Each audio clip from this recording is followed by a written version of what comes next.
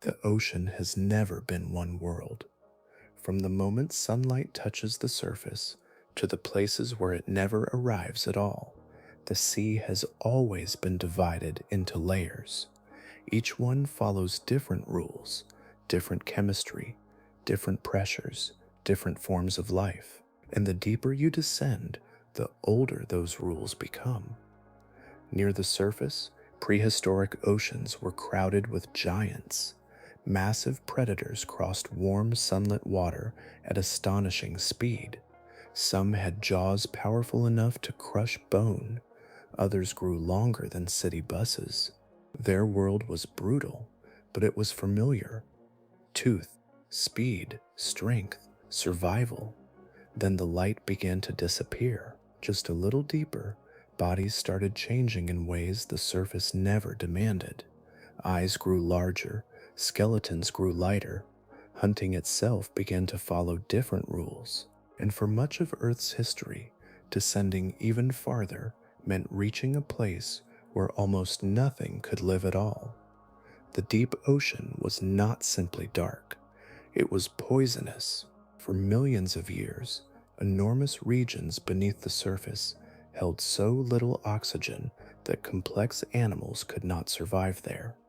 An invisible boundary separated the crowded world above from a silent abyss below. When that boundary finally began to break, the creatures that entered were not the rulers of the surface. They were the survivors. Lineages driven from other habitats by extinction, competition, and catastrophe found refuge in a world few others could endure.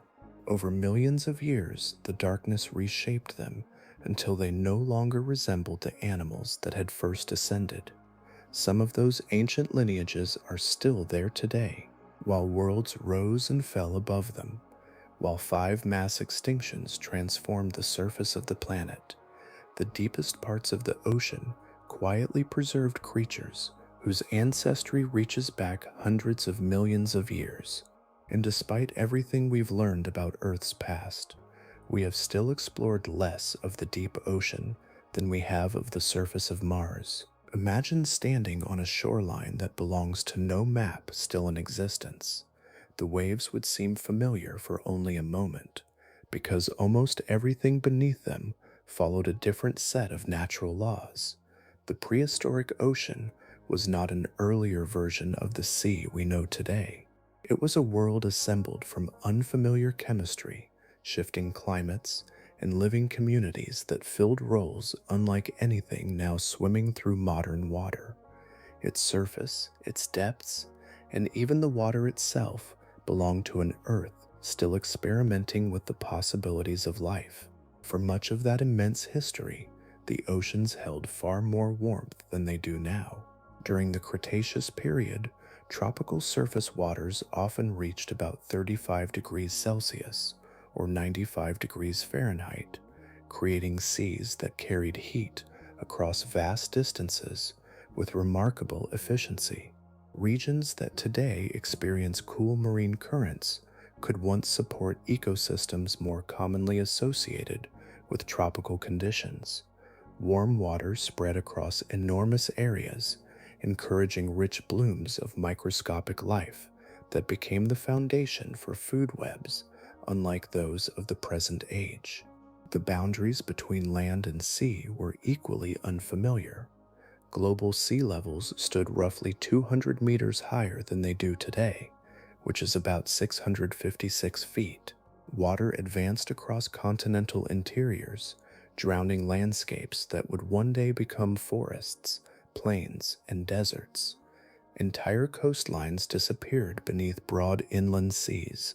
One of the greatest of these was the Western Interior Seaway, stretching from the Gulf of Mexico northward to the Arctic Ocean and dividing North America into separate land masses. Its shallow waters nurtured extraordinary abundance, yet they also became hunting grounds where immense predators moved through open channels connecting distant parts of the continent. Even the air above those waters changed from age to age. During the Carboniferous period, atmospheric oxygen climbed to nearly 35%, compared with about 21% today. Such abundance supported larger bodies and altered the limits of animal growth across the planet. Long before that, during the early Paleozoic era, oxygen concentrations remained much lower, especially in deeper marine environments. Those differences shaped where complex organisms could survive, leaving vast portions of the ocean inaccessible until planetary conditions slowly transformed over millions of years. The water itself carried a chemical character with almost no modern counterpart. Carbon dioxide remained far more abundant in the atmosphere during many intervals of prehistoric time, influencing seawater chemistry from the surface to the deepest basins. Salinity gradients differed from those found in modern oceans, creating layers that mixed less freely.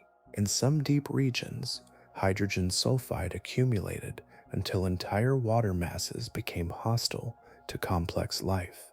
These poisonous layers could remain in place for extraordinary spans of geological time, separating thriving ecosystems above from barren expanses below with no visible boundary between them. The familiar cast of modern marine life had not yet appeared.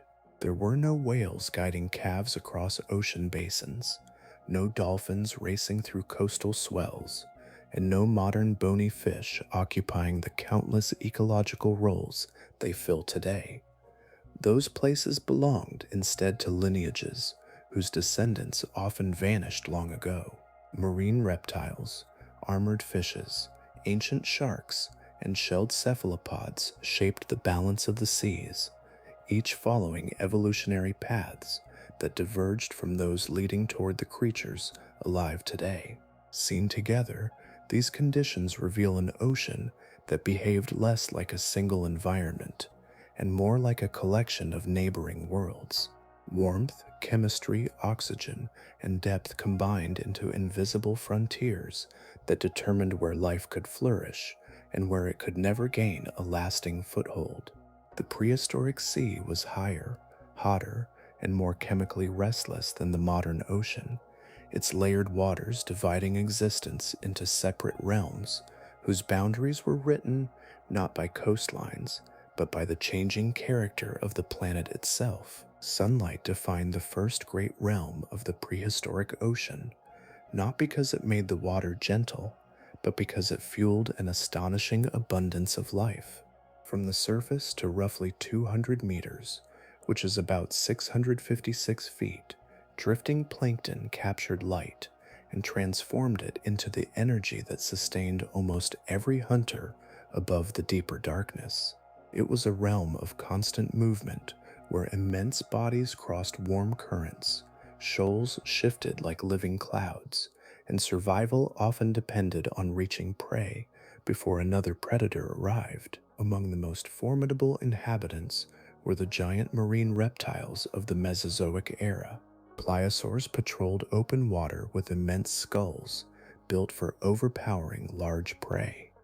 Ichthyosaurs sliced through the sea with streamlined bodies that echoed the shape later seen in dolphins, though the resemblance arose through separate evolutionary paths. Alongside them swam the mosasaurs, powerful reptiles descended from land-dwelling ancestors that had returned completely to marine life, transforming into dominant hunters of the upper ocean. One of the largest was Mosasaurus hoffmanii, whose body reached between 12 and 14 meters, which is about 39 to 46 feet. It carried a thick, barrel-shaped torso, broad jaws armed with formidable teeth, and a muscular tail capable of sudden bursts of speed. Its anatomy reveals an animal perfectly suited for controlling the productive surface waters, yet far less specialized for prolonged journeys into the crushing depths. The richest hunting grounds lay where sunlight still nourished abundant prey, and there this giant remained. Its own life tells a subtler story about the layered structure of the sea. Studies of bone microanatomy indicate that young mosasaurs spent much of their earliest lives in shallower coastal waters before gradually occupying somewhat deeper habitats as they matured. Growth was accompanied by changes in bone structure that reflected shifting buoyancy and swimming behavior. Even within a single species, age determined where an individual belonged in the water column, revealing that the ocean's invisible boundaries shaped life from birth onward. Another celebrated ruler of these waters was Tylosaurus, stretching as much as 13 to 14 meters, that is nearly 43 to 46 feet. It cruised through the western interior seaway, where the landlocked state now called Kansas rested beneath an inland sea filled with marine life. The largest publicly displayed mosasaur belongs to this remarkable lineage. Nicknamed Bruce, the specimen measures just over 13 meters, which is about 43 feet, and was discovered in Manitoba during 1974. Standing before those preserved bones today offers a glimpse of an animal that once crossed ancient waters with effortless authority. Yet reptiles did not command the upper ocean alone. Ammonites drifted through the middle waters in astonishing numbers, their spiral shells forming one of the defining sights of prehistoric seas. Some reached diameters of nearly 2 meters, which is about 7 feet, enclosing soft-bodied animals related to the living nautilus. They became prey for countless hunters, while also serving as active predators themselves, grasping smaller creatures with tentacled arms concealed within beautifully coiled shells. Sharks had already established their place hundreds of millions of years earlier, first appearing during the Devonian period about 400 million years ago. By the Cretaceous period, they occupied nearly every feeding role in the illuminated ocean. Some pursued swift fish through open water, others searched the seafloor, while larger forms competed alongside marine reptiles for the richest concentrations of prey. Their long history allowed them to flourish within ecosystems already crowded by giants rather than being displaced by them. Everything in this brilliant upper realm depended upon light. Its extraordinary size, speed, and relentless abundance remained concentrated within those first 200 meters, which is about 656 feet.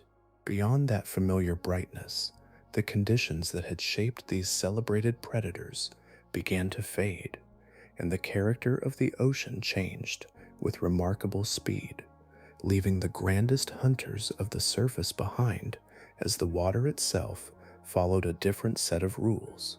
Light does not vanish all at once beneath the sea. It lingers, weakening layer by layer, until brightness becomes little more than a pale memory drifting overhead. Between roughly 200 meters, which is about 656 feet, and 1,000 meters, that is nearly 3,281 feet, the ocean entered a realm now known as the Mesopelagic Zone, more often called the Twilight Zone. Here, the familiar language of daylight lost its authority, and life began solving problems in entirely different ways. This middle depth rarely leaves a generous fossil record. Creatures that spent most of their lives here seldom settled into places where their remains could be preserved for millions of years. As a result, paleontologists cannot point to any prehistoric animal with complete certainty and declare it an exclusive resident of this band of water. Yet every clue gathered from anatomy, geology, and the behavior of modern descendants suggests that this immense region was never empty. It formed a living corridor between the brilliant surface and the far deeper reaches below. Many inhabitants of the modern Twilight Zone belong to remarkably ancient lineages. Hatchetfish, dragonfish, and fangtooth fish trace their evolutionary origins back to the Mesozoic era, or even earlier ancestral branches. Although the species themselves are younger, the designs they inherited have endured across extraordinary spans of geological time. Their presence hints that this dim environment has favored similar solutions for millions upon millions of years, rewarding body plans that could navigate fading light while conserving precious energy. Among the most striking adaptations was the transformation of the eye itself. Several marine reptiles of the Mesozoic possessed eye sockets of astonishing size, suggesting that they regularly descended into water where only the faintest traces of sunlight remained. Ichthyosaurs achieved some of the largest eyes ever documented among vertebrate animals. Their circular eye openings could reach approximately 26 centimeters across, that is nearly 10 feet. More accurately, they measured about 26 centimeters, which is about 10 inches. Such enormous organs gathered every available fragment of light, allowing these swift hunters to pursue prey where ordinary vision would have failed. One remarkable example was Ophthalmosaurus, whose name translates as eye lizard. Nearly every aspect of its skull emphasized vision. Thick bony rings supported exceptionally large eyes against the increasing pressure of deeper dives, while the great diameter of those eyes suggests repeated journeys into waters where daylight barely penetrated. Instead of relying on brute force alone, this reptile appears to have depended upon extraordinary visual sensitivity, reading faint outlines that other predators might never have perceived. Even so, vision gradually surrendered part of its importance as depth increased. Water carries vibration with remarkable efficiency, and prehistoric fishes possessed an elegant sensory structure running along each side of the body, known as the lateral line. This organ detected minute pressure waves produced by swimming animals nearby. A slight movement of fins, or the pulse of a struggling creature, became information carried through the surrounding water. Hunting no longer depended entirely upon seeing another body. Motion itself became a message. The Twilight Zone also functioned as one of the busiest migration routes on Earth. Countless animals likely followed a daily rhythm that continues among many marine creatures today. Under the cover of darkness, they rose toward richer feeding grounds nearer the surface, then descended again before daylight strengthened. This continual movement transported nutrients between layers of the ocean while creating an ever-changing procession of hunters and prey crossing one another in opposite directions. Such conditions encouraged remarkable evolutionary innovations. Transparent tissues reduced visibility against the faint glow filtering from above. Counter-illumination emerged as certain organisms produced light beneath their bodies, softening their outlines when viewed from below. Other creatures developed glowing lures that transformed light into deception itself, drawing prey close enough for a sudden strike. Many of these biological strategies appear to have originated during the Paleozoic era or the Mesozoic era, revealing that the ancient contest between detection and concealment had already been unfolding for hundreds of millions of years within this fading band of water. Long before giant reptiles crossed warm inland seas, long before sharks refined their ancient designs, the ocean had already begun its first great experiment with complex life. The journey now reaches the Cambrian period, spanning from about 540 million to 485 million years ago, when evolution accelerated with remarkable speed across the illuminated shallows, while the deeper world remained governed by very different conditions. Near the sunlit seafloor, life appeared astonishingly inventive. Strange forms drifted, crawled, burrowed, and hunted across marine communities unlike anything that would follow. Among them moved Anomalocaris canadensis, often recognized as the first true apex predator of the animal kingdom. Reaching about 1 meter in length, which is about 3 feet, it carried a circular mouth lined with hard plates arranged in a radial pattern. Two flexible, grasping appendages extended from the front of its head, drawing prey inward, while large compound eyes surveyed the water with extraordinary resolution for such an ancient creature. Within these early ecosystems, it occupied the highest place among the hunters then known. For many years, paleontologists imagined that Anomalocaris crushed the armored trilobites scattered across Cambrian sediments. That picture has changed through recent biomechanical analysis published during 2023. Careful modeling of its feeding appendages showed that they were probably too delicate to crack the hard mineral shells of large trilobites repeatedly. Instead, this elegant predator appears to have specialized in capturing softer animals whose bodies yielded more readily beneath its grasp. The shattered trilobite remains found in Cambrian rocks, therefore point toward another hunter, still awaiting clear identification, reminding us that even the oldest marine ecosystems continue to conceal important mysteries. As remarkable as those flourishing shallows were, they occupied only the upper portion of the ocean. Beneath them stretched a realm almost impossible to imagine beside the richness above. The transition downward was not merely a gradual fading of life, it became a boundary defined by chemistry itself, where the requirements of complex animals could no longer be met. Geochemical studies of the Road River Group in Yukon, Canada, reveal that bottom waters throughout much of the Cambrian remained almost entirely without oxygen for extraordinarily long intervals. Instead of supporting diverse communities across the seabed, these immense depths contained conditions hostile to nearly every complex organism. The absence of oxygen did not represent a brief environmental crisis. It persisted across tens of millions of years, shaping the deepest ocean into a vast region where ordinary animal life simply could not establish itself. There were occasional interruptions to this pattern. Geological evidence suggests that pulses of oxygen reached the deep sea floor from time to time, lasting only about 600 to 3,000 years.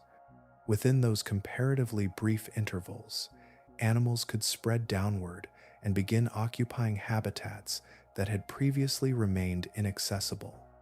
Yet these opportunities proved fleeting. As oxygen disappeared once more, the temporary communities vanished with it, erased before they could become permanent features of the deep marine landscape.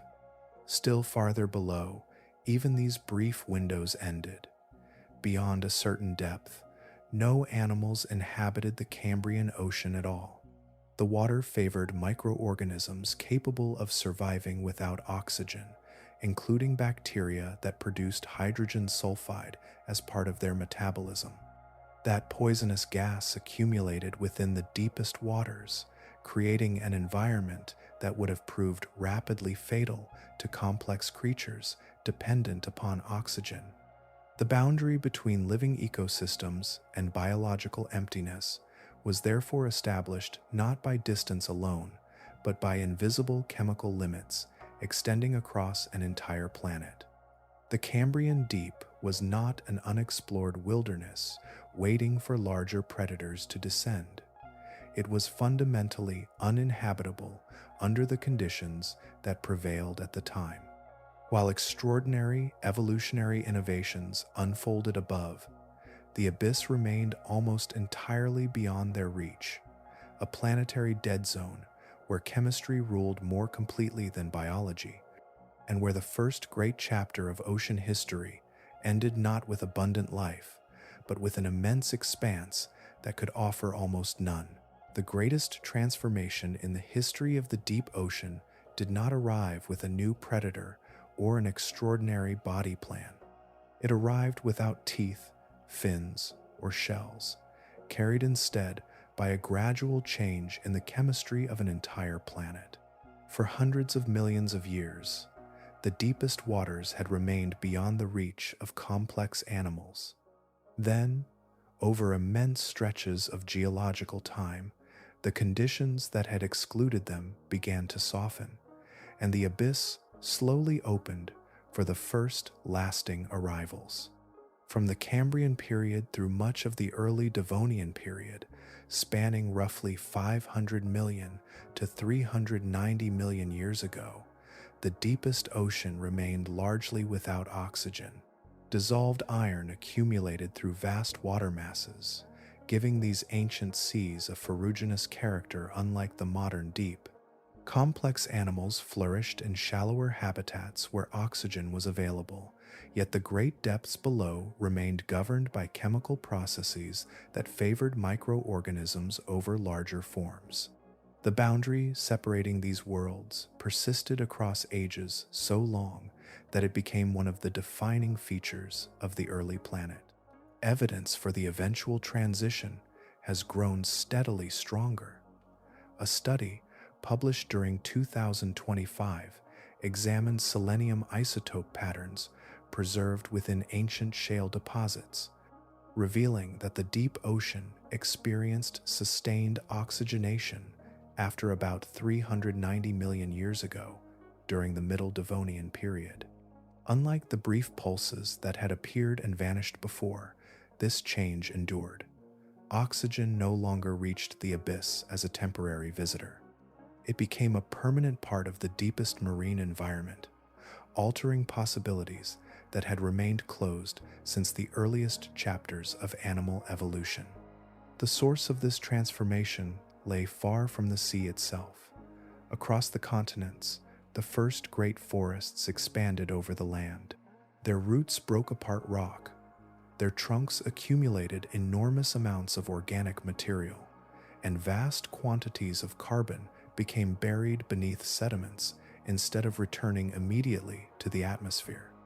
Over immense spans of time, this process elevated atmospheric oxygen, allowing increasing amounts of that life-supporting gas to dissolve into the world's oceans. The influence of forests extended far beyond their own landscapes, reaching even waters they would never touch. The fossil record preserves the consequences with remarkable clarity. After this sustained oxygenation, vertebrate remains began appearing within the deepest benthic assemblages for the first time. These discoveries do not reveal an invasion led by enormous hunters. The earliest colonists were far humbler. Filter feeders settled where suspended particles drifted through the water. Scavengers exploited organic material descending from above. Echinoderms spread across newly habitable seafloors, establishing communities whose basic structure proved surprisingly durable. Their success echoes through time. Fossil assemblages of deep-sea echinoderms recovered from sediments representing paleo depths between 1,000 and 1,500 meters. That is nearly 3,281 to 4,921 feet from the early Cretaceous period, about 114 million years ago, resemble modern deep-sea communities with remarkable closeness. Many of the principal groups occupying those ancient seafloors continue to fill comparable ecological roles today. The overall architecture of deep marine life appears to have formed rapidly once stable oxygen became available, then persisted across extraordinary stretches of geological history. Yet, this colonization never followed a perfectly smooth path. Planetary conditions continued to fluctuate, and intervals of widespread oxygen loss repeatedly interrupted life at depth. During these anoxic crises, established communities contracted or disappeared from affected regions. When oxygen returned, the process began again. Generalists arrived first, exploiting newly available habitats before more specialized organisms gradually followed. Each cycle erased familiar arrangements and assembled new ones from the survivors capable of enduring changing conditions. Over countless repetitions, the deep ocean developed a remarkable resilience. It was shaped not through one uninterrupted expansion, but through alternating chapters of occupation, collapse, and renewal. Every successful return added another layer to a biological community refined by persistence rather than speed. The abyss that had once excluded complex life became a place where enduring lineages slowly established themselves, carrying forward a record of survival written not in sudden conquest, but in patient recolonization across the longest rhythms the planet could offer. By the time the late Devonian period unfolded, between about 382 million and 358 million years ago, the upper ocean had acquired a ruler unlike any that had come before. Its presence marked a turning point in vertebrate history, when armored fishes rose to dominate waters that had only recently become hospitable to larger hunters, while the deepest parts of the sea continued their gradual transformation. The world above had already produced one of the most formidable predators of its age. That predator was Dunkleosteus turelli. It did not creep across the seafloor or linger among coastal sediments. Instead, it traveled through open subtropical seas that covered regions now known as Ohio, Belgium, and Morocco. These waters offered broad hunting grounds where swift prey moved through the upper water column, rewarding speed and explosive force rather than slow persistence along the bottom. Its body revealed exactly how it lived. The head and front portion of the torso were enclosed within heavy armored plates that formed a powerful shield around the jaws and vital organs. Behind that protective armor, the remainder of the body became noticeably lighter and more flexible. This arrangement reduced weight where speed mattered most, allowing the tail to generate rapid acceleration while the armored head absorbed the immense forces created during feeding. It was a design suited for pursuit in open water, not for enduring the increasing pressure of the deepest ocean. The true size of Dunkleosteus has long inspired lively discussion among paleontologists. Earlier reconstructions often imagined an animal of extraordinary dimensions, but more recent studies favor a more restrained estimate. Current evidence suggests a length between about 4.1 meters and 4.5 meters, which is about 13.5 to nearly 15 feet. Even with these revised measurements, it remained the largest known vertebrate predator of its time, occupying the highest position within Devonian marine food webs. Its dominance may even have extended to members of its own kind. Fossil armor from smaller individuals bears puncture marks whose spacing closely matches the jaws of larger Dunkleosteus. These injuries suggest episodes of cannibalism, with powerful adults attacking younger members of the species. Such interactions may also explain differences in habitat. Juveniles appear to have occupied shallower waters, where competition from larger adults was reduced, while mature animals ventured farther into open marine environments. Even among these ancient fishes, age shaped where an individual could survive. Beneath those productive hunting grounds, however, another story was still unfolding. The sustained oxygenation that had only recently reached the deep ocean remained young in geological terms. Vast regions below the upper waters were only beginning to support stable communities of complex life. Conditions that had excluded vertebrates for hundreds of millions of years had finally begun to relax, allowing the earliest explorers of the abyss to descend into habitats that previous generations could never have occupied. This gradual expansion represented one of the most remarkable transitions in marine history. For the first time, vertebrate animals cautiously entered a realm that had remained almost entirely beyond their reach since the earliest appearance of complex life. They did not descend into an established wilderness crowded with competitors. Instead, They encountered environments where ecological roles were only beginning to emerge, shaped by fresh opportunities and unfamiliar constraints. The transformation proved tragically brief. Near the close of the Devonian period, one of the 5 great mass extinction events reshaped life across the planet. Approximately 75% of all species disappeared as marine ecosystems suffered profound disruption. Surface communities collapsed, food webs unraveled, and the tentative expansion into deeper habitats faltered before it had fully matured. Many of the lineages that had only recently begun occupying the newly oxygenated abyss vanished alongside their shallow water relatives. The deep endured, but its first vertebrate pioneers became part of another long cycle in which progress, interruption, and renewal defined the history of the prehistoric ocean. Long before vertebrate predators became the dominant hunters of the water column, another lineage controlled the shifting boundary between brighter seas and the dimmer world below. These animals belonged to an ancient group known as the Eurypterids, remembered today by the familiar nickname of sea scorpions, though they shared only distant ancestry with the scorpions that later walked upon land. Their forms combined long, segmented bodies, powerful swimming paddles, and grasping appendages into silhouettes unlike anything living today. Their story stretched across an extraordinary span of time. Eurypterids first appeared during the Ordovician period, about 470 million years ago, and survived until the close of the Permian period, around 252 million years ago. During those immense ages, they occupied an impressive variety of habitats.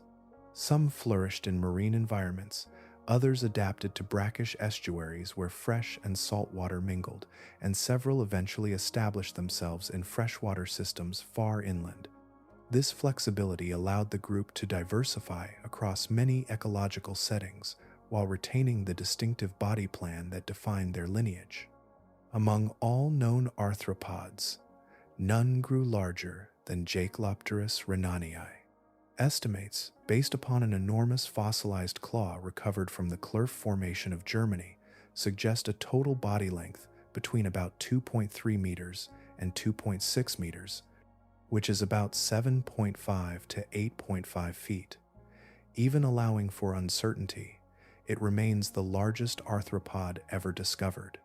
Such dimensions transformed an animal built upon the familiar architecture of an invertebrate into something approaching the size of many later vertebrate predators.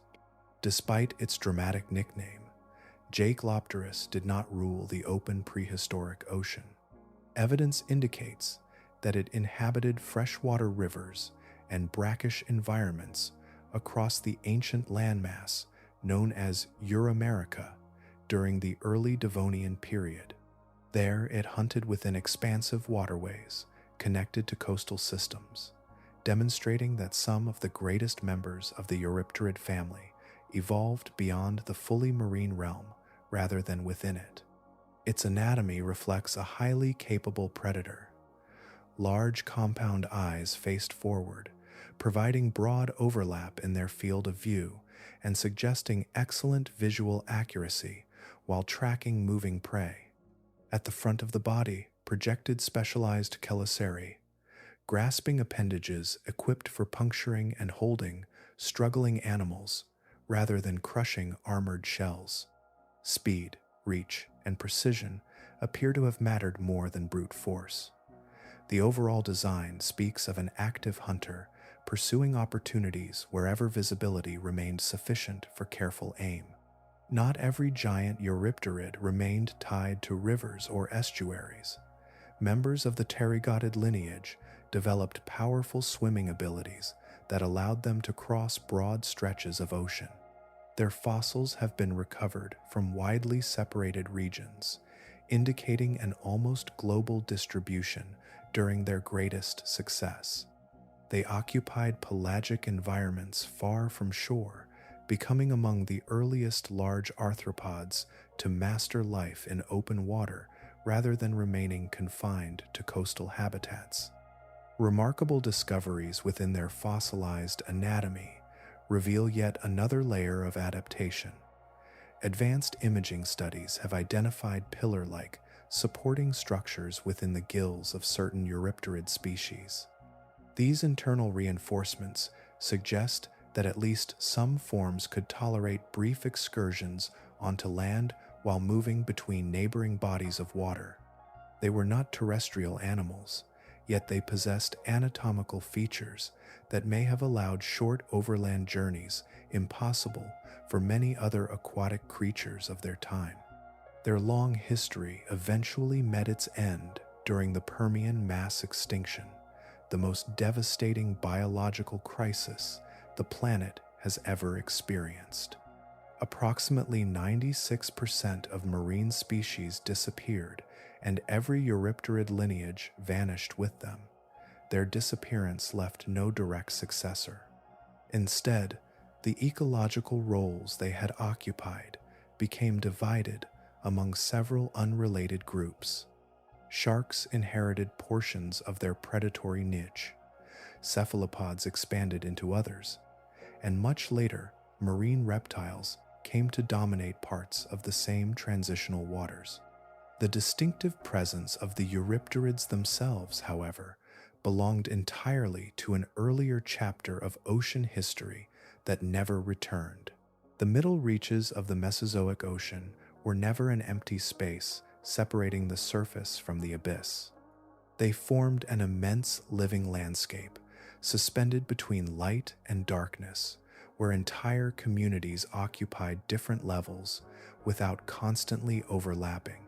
During the Mesozoic era, from about 252 million until 66 million years ago, the sea developed a vertical order unlike anything found in the modern world. The greatest predators did not simply share the same water. They shared the same ocean by dividing it into separate realms. This arrangement depended upon anatomy as much as opportunity. Body shape, lung capacity, eyesight, and swimming style determined where an animal could spend most of its life.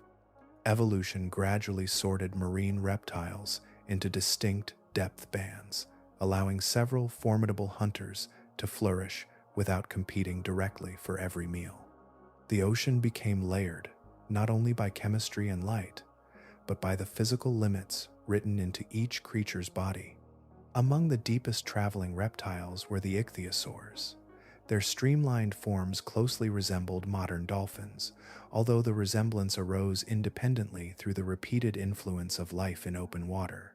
Evidence from bone structure, growth patterns, and oxygen demands suggests that many ichthyosaurs possessed elevated metabolic rates, perhaps approaching the conditions seen in warm-blooded animals today. Such physiology would have supported rapid swimming, efficient oxygen use, and repeated descents into colder water where pressure steadily increased and sunlight weakened. Ophthalmosaurus represented this adaptation with remarkable clarity. Reaching about 6 meters in length, which is about 20 feet, it combined a streamlined body with eyes measuring nearly 26 centimeters across, which is about 10 inches. Those extraordinary eyes were among the largest known in any vertebrate. Thick rings of supporting bone reinforced each eye against increasing water pressure while maximizing the amount of light entering the retina. Every feature pointed toward an animal accustomed to pursuing prey beneath the brighter layers of the sea, where vision remained possible only through exceptional sensitivity. Elsewhere within the water column, another strategy emerged. The long-necked plesiosaurs, including Elasmosaurus, carried necks extending up to 7 meters, which is about 23 feet. Rather than relying upon overwhelming speed, these reptiles likely approached prey from below while keeping much of the heavier body farther away. The extended neck allowed the head to enter schools of fish or squid with minimal disturbance, reducing the warning carried through the surrounding water. It transformed distance into concealment, making reach itself an important hunting tool. The short-necked members of the same broader family followed a very different path. Pliosaurs sacrificed length for concentrated power. Massive skulls, muscular necks, and broad jaws gave them tremendous biting force, while compact proportions favored acceleration through darker water. Their construction suggests animals capable of pursuing large prey beyond the brightest surface layers, where strength mattered more than delicate precision. They occupied a hunting role, distinct from that of their long-necked relatives, despite sharing common ancestry. Together, these reptiles created a layered hierarchy with almost no modern parallel. Instead of one dominant apex predator controlling the upper ocean, several unrelated specialists occupied neighboring depth bands at the same time. One excelled in prolonged diving, another in stealth within the middle waters, another in overwhelming force where visibility declined. Each found success by mastering a particular vertical slice of the sea rather than attempting to dominate every environment at once. Direct fossil evidence supports this picture.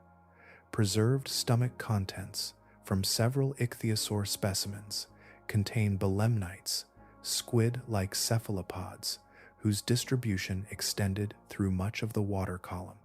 Because these swift invertebrates regularly occupied deeper habitats, their presence within ichthyosaur digestive remains indicates repeated dives far below the brightest waters. The reptiles were not merely visiting greater depths by chance. They hunted there routinely, moving through a world that connected the familiar surface with the increasingly unfamiliar ocean beneath, where every descent carried them into another carefully occupied layer of prehistoric life. Far from any shoreline, where the sea stretched beyond every horizon, another lineage of hunters claimed the open water. These were the pliosaurs, immense reptiles shaped not for weaving through reefs or cruising flooded coastlines, but for roaming the vast pelagic realm that connected continents across the early Cretaceous world. Their lives unfolded within immense volumes of water where depth changed gradually, light softened with every descent, and the distance between predator and prey could extend across an entire underwater landscape. Among the greatest of these giants was Kronosaurus queenslandicus, a formidable pliosaur from what is now Australia. Adults reached roughly 9 to 10 meters in length, that is nearly 30 to 33 feet, while the skull alone extended about 2.7 meters, which is about 9 feet. Much of its body existed to support that extraordinary head, a living engine built around jaws, capable of overpowering prey almost as large as itself. Every proportion speaks of strength concentrated toward the front of the animal, where immense muscles powered sudden bursts of acceleration and overwhelming bites. Its teeth reveal an equally distinctive strategy. Individual teeth approached 30 centimeters in length, that is nearly 1 foot, yet they lacked the serrated edges found in slicing predators. Instead of carving flesh into neat sections, Kronosaurus appears to have seized enormous victims with smooth conical teeth that resisted breaking under tremendous force. Once the jaws closed, powerful neck and body muscles could twist violently through the water, much like the rolling movements displayed by modern crocodilians, tearing away great portions of flesh or swallowing smaller prey almost whole. The fossil record preserves moments that hint at the consequences of such encounters. Paleontologists have identified bite marks matching the teeth of Kronosaurus on the skull of Eromangosaurus, another large marine reptile. The injuries suggest an attack powerful enough to separate the head from the rest of the body. Although scavenging cannot always be excluded with complete certainty, the damage demonstrates that Kronosaurus possessed both the strength and the feeding behavior necessary to overpower other substantial plesiosaurs, occupying the same ancient seas. Such immense predators depended upon uninterrupted expanses of open water. Their great size made accidental stranding along coastlines potentially fatal, encouraging a life spent far from land where movement remained unrestricted in every direction. Rather than remaining confined to shallow inland seas, these reptiles likely traveled through broad pelagic environments, shifting between different depths as changing prey distributions and seasonal conditions demanded. The water column itself became their territory, extending from brighter layers into dimmer regions where visibility steadily diminished. The story did not belong to Kronosaurus alone. During the late Jurassic, another remarkable pliosaur emerged within the ancient seas, covering what is now Dorset in England. Known as Pliosaurus cavani, this species became famous through the discovery of an exceptionally complete giant skull. Its proportions indicate that some late Jurassic pliosaurs equaled, and perhaps even exceeded, the dimensions achieved by Kronosaurus, showing that these colossal hunters persisted across millions of years while refining the same successful design. An even more extraordinary discovery later emerged from the frozen rocks of Svalbard. Initially nicknamed Predator X before receiving the scientific name Pliosaurus funke, this immense predator reached an estimated 10 to 12 meters in length, which is about 33 to 39 feet. Biomechanical studies suggest that its bite-generated pressures exceeding those estimated for any other known vertebrate animal. Such force transformed each closing jaw into an instrument capable of crushing massive prey with astonishing efficiency. Yet immense strength alone did not guarantee success within darker waters, where vision gradually lost its advantage. The skull of a pliosaur carried 4 prominent external nostrils. Evidence suggests that one pair may have specialized in detecting dissolved chemical traces while submerged, allowing these reptiles to follow invisible trails drifting through the water. In places where sunlight faded into muted blue and outlines dissolved into shadow, scent became another map of the sea, guiding giant hunters toward lives they could sense long before they could see. Not every ancient lineage remained in the brighter waters where the largest hunters competed.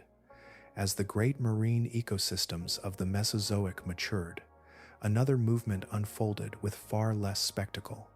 Certain creatures drifted away from crowded shallows and into deeper layers where colder water, thinner supplies of food, and reduced competition offered an entirely different path to survival. The history of the deep became not only a record of exploration, but also a record of retreat, where endurance proved as valuable as strength.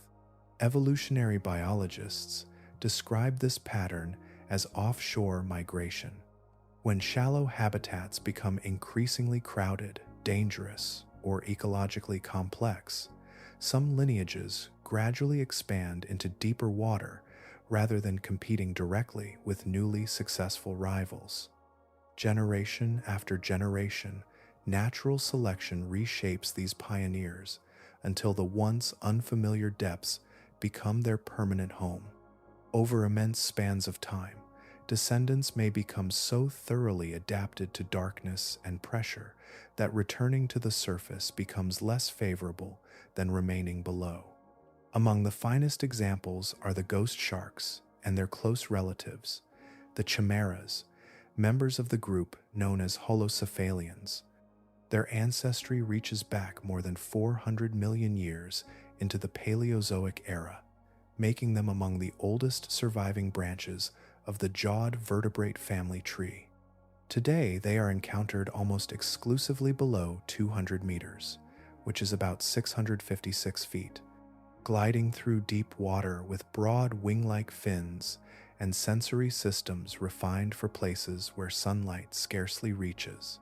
Modern genetic research, together with the fossil record, reveals that the distinctive body plan of living chimeras had already taken shape during the Paleozoic. Their movement into deep marine habitats came much later. Rather than representing relics frozen in time, they continued evolving while the oceans above changed repeatedly through extinction, competition, and ecological upheaval. Each transformation in shallower seas encouraged another gradual descent, until the deep became the place where these ancient animals found lasting stability. Another remarkable resident followed a similar journey through evolutionary history. The vampire squid, whose scientific name is Vampiroteuthis infernalis, occupies oxygen-depleted waters that many other animals struggle to endure. Fossils from the Oligocene epoch demonstrate that it already inhabited bathyal environments at least 33 million years ago, while the broader lineage from which it emerged may extend back to the early Jurassic. Instead of pursuing swift prey through open water, it survives by collecting, drifting, organic material, conserving energy with extraordinary efficiency in conditions that reward patience rather than speed. These inhabitants should never be mistaken for primitive holdovers left behind by evolution. Every feature of their anatomy reflects continued adaptation to demanding surroundings. Their slow metabolism, highly specialized sensory organs, unusual methods of feeding, and remarkable tolerance for reduced oxygen all represent sophisticated biological solutions refined across countless generations. They prosper not because they escaped evolutionary change, but because they embraced an environment that rewarded entirely different strengths from those favored near the surface. The deep ocean offered advantages hidden beneath its apparent severity. Temperatures remained comparatively stable. Seasonal fluctuations were greatly reduced. Competition unfolded at a slower pace, because food arrived only gradually from the waters above. Predators existed, yet encounters occurred less frequently across the immense darkness. For organisms already equipped to survive under these conditions, the deep became less a place of hardship than a refuge where ancient lineages could persist while ecosystems overhead transformed again and again. Each major extinction altered this balance. As catastrophe reshaped the upper ocean, another procession of displaced species descended into deeper habitats, seeking opportunity beyond the reach of collapsing food webs. Most vanished before adapting. A fortunate few endured long enough for natural selection to reshape their descendants into permanent residents of the abyss. Across millions of years, this gradual movement became a continuing inheritance, an almost unbroken passage of evolutionary exiles entering the depths, where the ocean absorbed them, altered them, and quietly carried their stories forward through ages that passed unnoticed beneath the waves. The history of the ancient ocean was shaped not only by the creatures that inhabited it, but also by intervals when life itself nearly vanished from its greatest depths. These episodes are known as the oceanic anoxic events, prolonged periods when oxygen collapsed across enormous regions of the sea.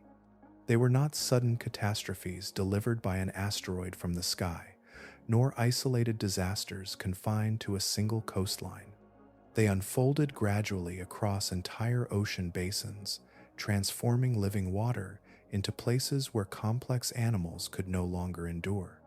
One of the earliest and most severe of these crises began about 119.5 million years ago.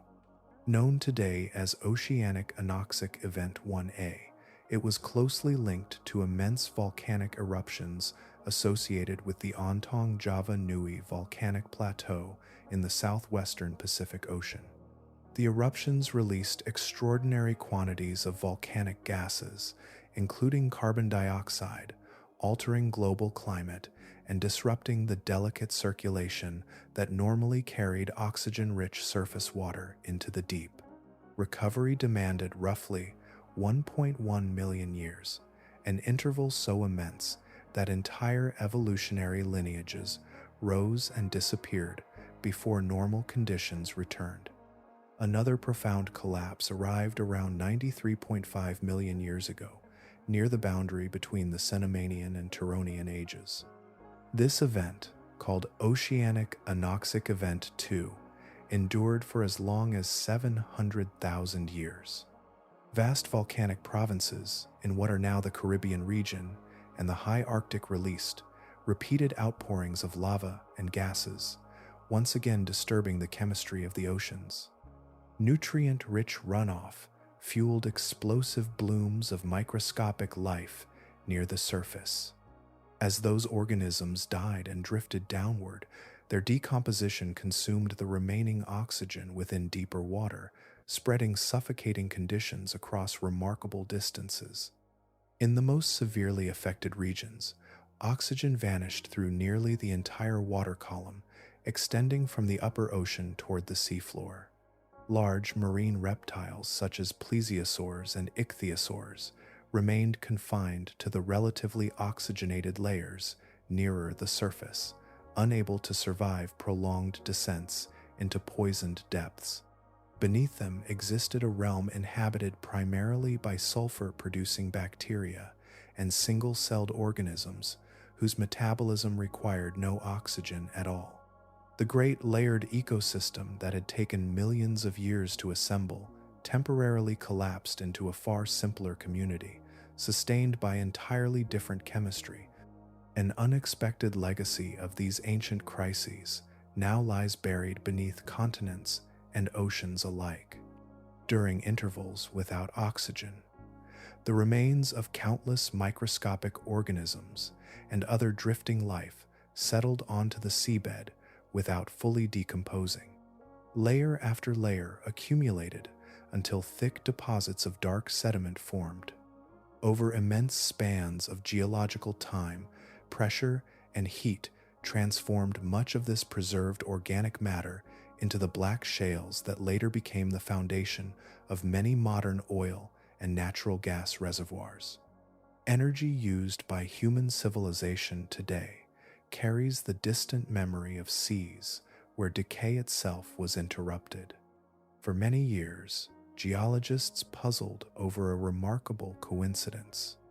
Comparable black shale deposits appeared in rocks formed beneath deep oceans and within ancient continental margins at nearly the same times.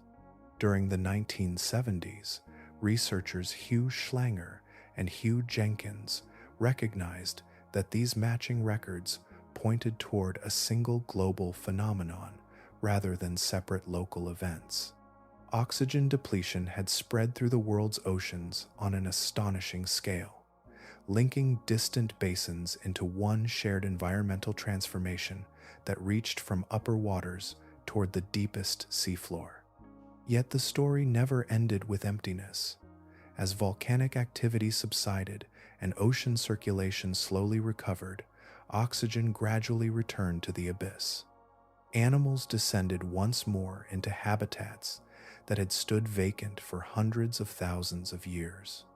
The returning communities resembled those that came before, yet they were never exact copies. Some ancient residents had disappeared forever, while newcomers occupied the ecological spaces they left behind. Across the Mesozoic, each great oxygen collapse erased part of the living archive below, and every recovery composed a subtly different chapter upon the same enduring ocean floor. The ocean that emerged after each great crisis was familiar only from a distance. Beneath the surface, where darkness, pressure, and scarce nourishment governed every living thing, recovery never unfolded as a simple return to an earlier age. Fossils recovered from ancient deep marine sediments reveal a quieter pattern.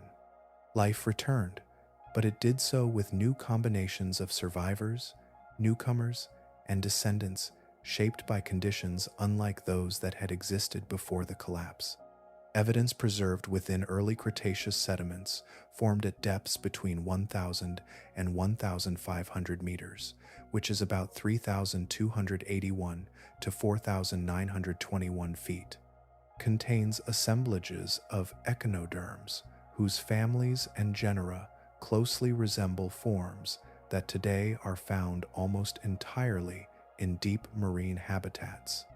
These discoveries suggest that by about 114 million years ago, some evolutionary lineages had become firmly established in the abyss.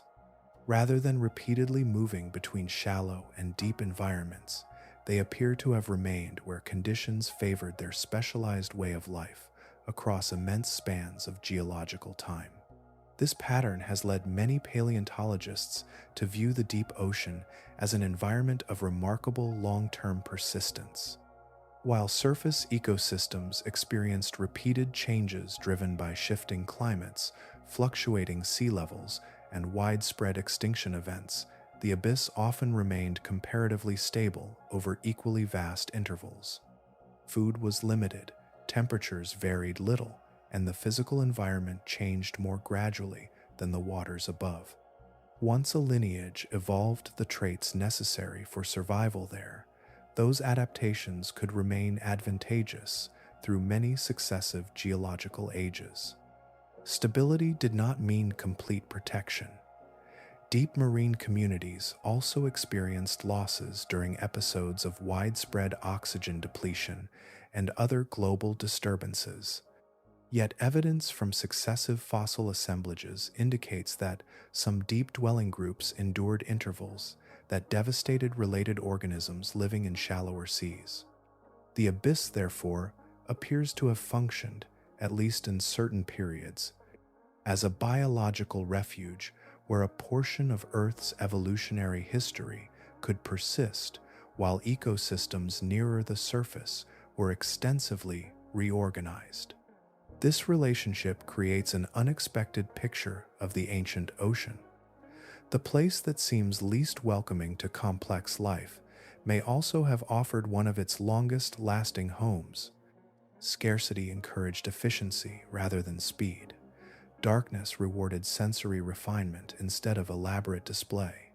High pressure favored bodies already suited to those conditions. Through millions of years, these selective forces acted with remarkable consistency, preserving successful solutions long after comparable body plans had disappeared elsewhere. Among the most celebrated examples of deep survival is the coelacanth, represented today by the living genus Latimeria. The broader coelacanth lineage first appeared in the fossil record more than 400 million years ago. For many decades, scientists believed the entire group had vanished after the end of the Cretaceous, leaving no living descendants. Then, in 1938, a living specimen was discovered off the coast of South Africa. The finding transformed one of paleontology's most famous assumptions into one of its greatest surprises, demonstrating that an ancient branch of vertebrate evolution had continued beyond the limits suggested by the known fossil record. The modern coelacanth is not an unchanged relic, preserved exactly as its distant ancestors once lived. It possesses its own evolutionary history, shaped across millions of years within deep marine environments. Natural selection continued refining its anatomy, behavior, and physiology long after many of its relatives disappeared. Its significance lies not in escaping evolution, but in illustrating how an ancient lineage could endure while the world above experienced repeated ecological upheaval. The deep ocean, therefore, did more than shelter survivors. Over immense intervals, it reshaped them. Pressure, enduring darkness, and limited energy gradually redirected the course of evolution until descendants often bore only a distant resemblance to their shallow water ancestors. Every return to the abyss, after a global crisis, added another layer to this enduring process, leaving behind communities that echoed earlier worlds while quietly becoming something entirely their own. A faint glow arrived in the deep, long before eyes could fully appreciate it. Across the ancient ocean, where sunlight could no longer follow the descending currents, living bodies began carrying their own illumination. The darkness that had once seemed complete slowly acquired scattered points of pale radiance, not from the heavens above, but from creatures drifting through the water itself. Recent research has traced one of the oldest known origins of bioluminescence to roughly the beginning of the Cambrian period, around 540 million years ago. By reconstructing the evolutionary history of modern octocorals, scientists concluded that their distant ancestors were already capable of producing living light when complex animal life was first expanding across the seas. If those ancestors had already settled into deeper waters, then some of the earliest pioneers of the abyss arrived, carrying a lantern fashioned not from fire, but from chemistry. The process itself is remarkably elegant. A light-producing pigment, known as luciferin, reacts with a specialized enzyme called luciferase. Together, they release energy as a cool glow rather than heat. Unlike the blazing flame of burning wood or the warmth of molten stone, almost all the energy becomes visible light. Across the history of life, this solution appeared again and again. Scientists estimate that bioluminescence evolved independently about 100 separate times, each lineage discovering its own version of the same extraordinary possibility. Its earliest purpose may not have involved illumination at all. Luciferins also serve as powerful antioxidants, helping shield living cells from damage caused by reactive forms of oxygen. Long before glowing became useful as a signal, the chemistry itself may have protected delicate tissues from environmental stress. The light could have begun as little more than an accidental consequence of that protective process. Evolution rarely plans ahead. Instead, it reshapes whatever already exists, finding unexpected uses for ancient inventions. As countless generations passed, natural selection transformed those unintended flashes into tools for survival. A brief pulse could lure an unsuspecting meal toward waiting jaws. A steady glow beneath the body could erase a creature's outline when viewed from below, allowing it to blend against the faint brightness filtering from distant surface waters. Delicate patterns of light could also help scattered individuals recognize members of their own kind within an immense water column where encounters were rare and separation stretched across enormous distances.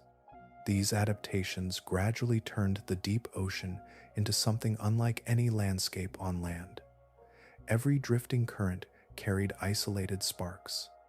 Every passing animal possessed the possibility of becoming both shadow and constellation. Instead of stars scattered across the sky, living lights floated through the sea itself, appearing for moments before fading back into darkness as their owners disappeared into the surrounding water. Among the enduring inhabitants of those deeper realms is the vampire squid, whose ancient lineage reaches back toward the age of the great marine reptiles. Rather than using its bioluminescence to attract prey, it releases glowing displays from the tips of its arms, creating brilliant distractions that confuse approaching predators. The display lasts only moments, yet those moments can redirect an attack long enough for the animal to drift away into safety. Seen across geological time, the emergence of living light altered the character of the prehistoric deep without changing its stillness. The abyss remained cold, immense, and beyond the reach of the sun, yet it was no longer defined only by absence. Countless organisms became tiny sources of illumination, each carrying a fragment of brightness through waters that had never known daylight. Together they formed an ever-changing tapestry of biological light, a submerged cosmos whose oldest constellations were alive. Not every contest beneath the waves was decided by larger jaws or heavier bodies. As the ancient ocean matured, another struggle unfolded beyond ordinary sight. Survival increasingly depended upon gathering fragments of information carried through darkness, water, and pressure. Every improvement in perception granted an advantage, and every new advantage encouraged another response, creating an ancient contest shaped less by strength than by awareness. Among the most remarkable participants were the giant ichthyosaurs. Their streamlined bodies carried them through the open ocean with remarkable efficiency, but one feature stood above all others. Their eyes reached astonishing proportions, among the largest known in any vertebrate. In forms such as Ophthalmosaurus, the enormous eyes measured about 26 centimeters across, which is about 10 inches. Massive rings of bone supported the globe, allowing it to resist deformation while gathering every possible trace of light. Far below the bright surface, where only the faintest glow remained, such vision transformed scattered photons into valuable information. Those eyes searched for more than the fading remnants of daylight. By the time many marine reptiles flourished, countless organisms already produced their own bioluminescence.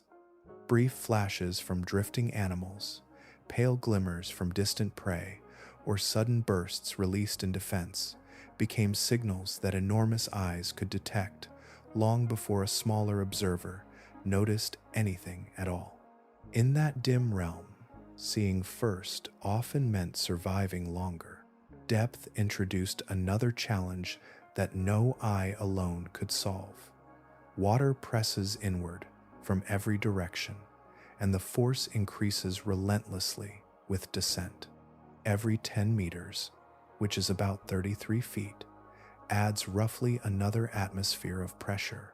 At 1,000 meters, that is nearly 3,281 feet, the surrounding pressure reaches about 100 times that experienced at the ocean's surface. At 3,000 meters, that is nearly 9,843 feet, the pressure climbs to roughly 300 times the surface value. Every descent demanded bodies capable of enduring forces that would quickly overwhelm most shallow water animals. Living marine mammals demonstrate one successful solution. Deep-diving sperm whales possess flexible rib cages, lungs that safely collapse during extreme dives, and muscles packed with myoglobin, a specialized protein that stores oxygen. Marine reptiles of the Mesozoic era followed a different evolutionary path, yet many paleontologists suspect they developed comparable physiological strategies that allowed prolonged descents. The exact mechanisms remain uncertain because soft tissues seldom survive fossilization, but their repeated occupation of deeper habitats strongly suggests remarkable adaptations for pressure and oxygen management. Vision alone could never dominate this environment. Many prehistoric fishes carried an extraordinary sensory structure known as the lateral line. Running along each side of the body, it detected subtle disturbances moving through the surrounding water. The passing tail beat of another swimmer, the approach of a predator beyond visual range, or the motion of struggling prey, all produced pressure waves that this system could interpret. Water itself became a messenger, carrying information where light could not. Chemical signals drifted through currents as well, lingering long after their source had vanished from view.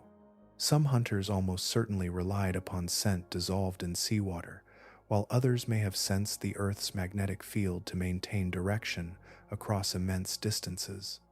The ancient midwater realm was therefore shaped by overlapping streams of information, each invisible yet profoundly important. Seen together, these adaptations reveal an ocean governed by perception rather than appearance. The prehistoric water column became a landscape defined by faint glows, pressure waves, dissolved chemicals, and immense weight pressing from every side. Those that learned to interpret this hidden language entered a world whose greatest battles unfolded long before predator and prey ever met face to face. There was a narrow realm in the ancient ocean where brightness gradually surrendered to shadow. It was neither fully illuminated nor completely dark, but a shifting boundary where outlines softened and distance became uncertain. For countless generations, this changing layer offered opportunities unlike those found above or below, rewarding animals that relied not only upon speed or strength, but upon remaining unnoticed until the final instant. One of the most effective adaptations for life in this environment is known today as countershading. Many modern sharks, dolphins, and other open ocean hunters display a dark back and a pale underside. Viewed from above, the darker surface merges with the deeper water beneath. Viewed from below, the lighter belly blends with the brightness filtering down from the distant surface. Instead of disappearing completely, the animal becomes far more difficult to distinguish against its surroundings, reducing the visual contrast that predators and prey depend upon. Evidence preserved within fossilized pigment structures suggests that at least some mosasaurs possessed dark coloration consistent with this pattern. Their preserved melanosomes, the microscopic structures that once contained pigment, indicate skin that was darker across the upper body, much like several living marine hunters. While color alone cannot reveal precise behavior, it provides an important clue about the environments these reptiles regularly occupied and the visual challenges they faced. From that evidence, paleontologists have proposed a compelling possibility. A large predator positioned beneath brighter water could observe silhouettes moving overhead while remaining comparatively difficult to detect from above. The transition between light and deeper water would therefore become a favorable place from which to search for prey. An upward burst of acceleration could shorten the final distance before the intended victim recognized the danger. Although direct observation is impossible across such immense spans of time, this interpretation aligns well with the anatomy, coloration, and ecology preserved in the fossil record. The great mosasaur, known as Mosasaurus, possessed a streamlined body, a powerful tail, and jaws capable of delivering tremendous force within moments of striking. Fossil evidence demonstrates that mosasaurs consumed a remarkable variety of prey, including turtles, diving seabirds, large fishes, and even other mosasaurs. Some specimens of Tylosaurus preserve stomach contents containing several different kinds of marine animals, suggesting these reptiles hunted wherever profitable opportunities appeared, rather than specializing upon only a single food source. Other marine reptiles may have approached the same challenge differently. The long-necked plesiosaurs, including forms such as Elasmosaurus, carried necks extending roughly 7 meters, that is nearly 23 feet, beyond comparatively compact bodies. Researchers have suggested that this extraordinary design allowed the head to approach schools of fish while minimizing disturbance from the larger torso behind it. Whether hovering within deeper water or advancing gradually through the water column, the long neck could separate the final strike from the more conspicuous movement of the body itself. These interpretations reveal that the prehistoric ocean likely supported several distinct hunting styles operating within the same broad environment. Some predators depended upon explosive pursuit. Others appear to have favored careful positioning before committing to rapid movement. Each strategy reflected the body plan shaped by millions of years of evolution rather than a single universal solution. The boundary between brighter water and the depths therefore represented more than a gradual change in illumination. It concentrated vision, camouflage, movement, and opportunity into the same narrow layer of the sea. Countless animals crossed it each day while feeding, migrating, or avoiding danger. For predators adapted to exploit its shifting conditions, that boundary became one of the most productive places in the prehistoric ocean, where success often depended upon remaining nearly indistinguishable from the water itself until the final instant of pursuit. Far beneath every familiar layer of the ancient ocean lay a realm that has almost entirely escaped the story told by fossils. Beyond 6,000 meters, that is nearly 19,685 feet, the seafloor descended into long, narrow trenches carved where one tectonic plate slipped beneath another. Modern scientists call this the Hadal Zone, borrowing a name from the ancient underworld, not because it is lifeless, but because it occupies the greatest depths on Earth. Even today, these trenches support thriving communities. Amphipods roam across the sediment, sea cucumbers gather sparse organic material from the seafloor, segmented marine worms burrow through soft deposits, and countless microscopic organisms flourish under pressures that would instantly destroy most forms of surface life. Every resident carries biochemical adaptations that allow cells, proteins, and membranes to continue functioning beneath an extraordinary weight of water. The natural question is whether prehistoric hadal trenches sheltered creatures unlike anything known today. Here the story reaches the limits of direct evidence. Fossils from such depths are extraordinarily rare, not because living organisms were necessarily absent, but because the geological processes that create these trenches seldom return their oldest sediments intact to the continents where scientists can study them. Much of that history remains locked beneath the ocean or has been recycled into the Earth's interior through continuing tectonic activity.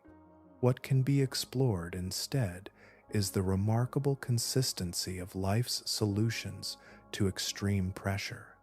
Across many unrelated modern lineages, evolution repeatedly arrives at similar biochemical strategies. Cell membranes remain flexible despite enormous compression. Specialized proteins continue folding correctly under immense pressure.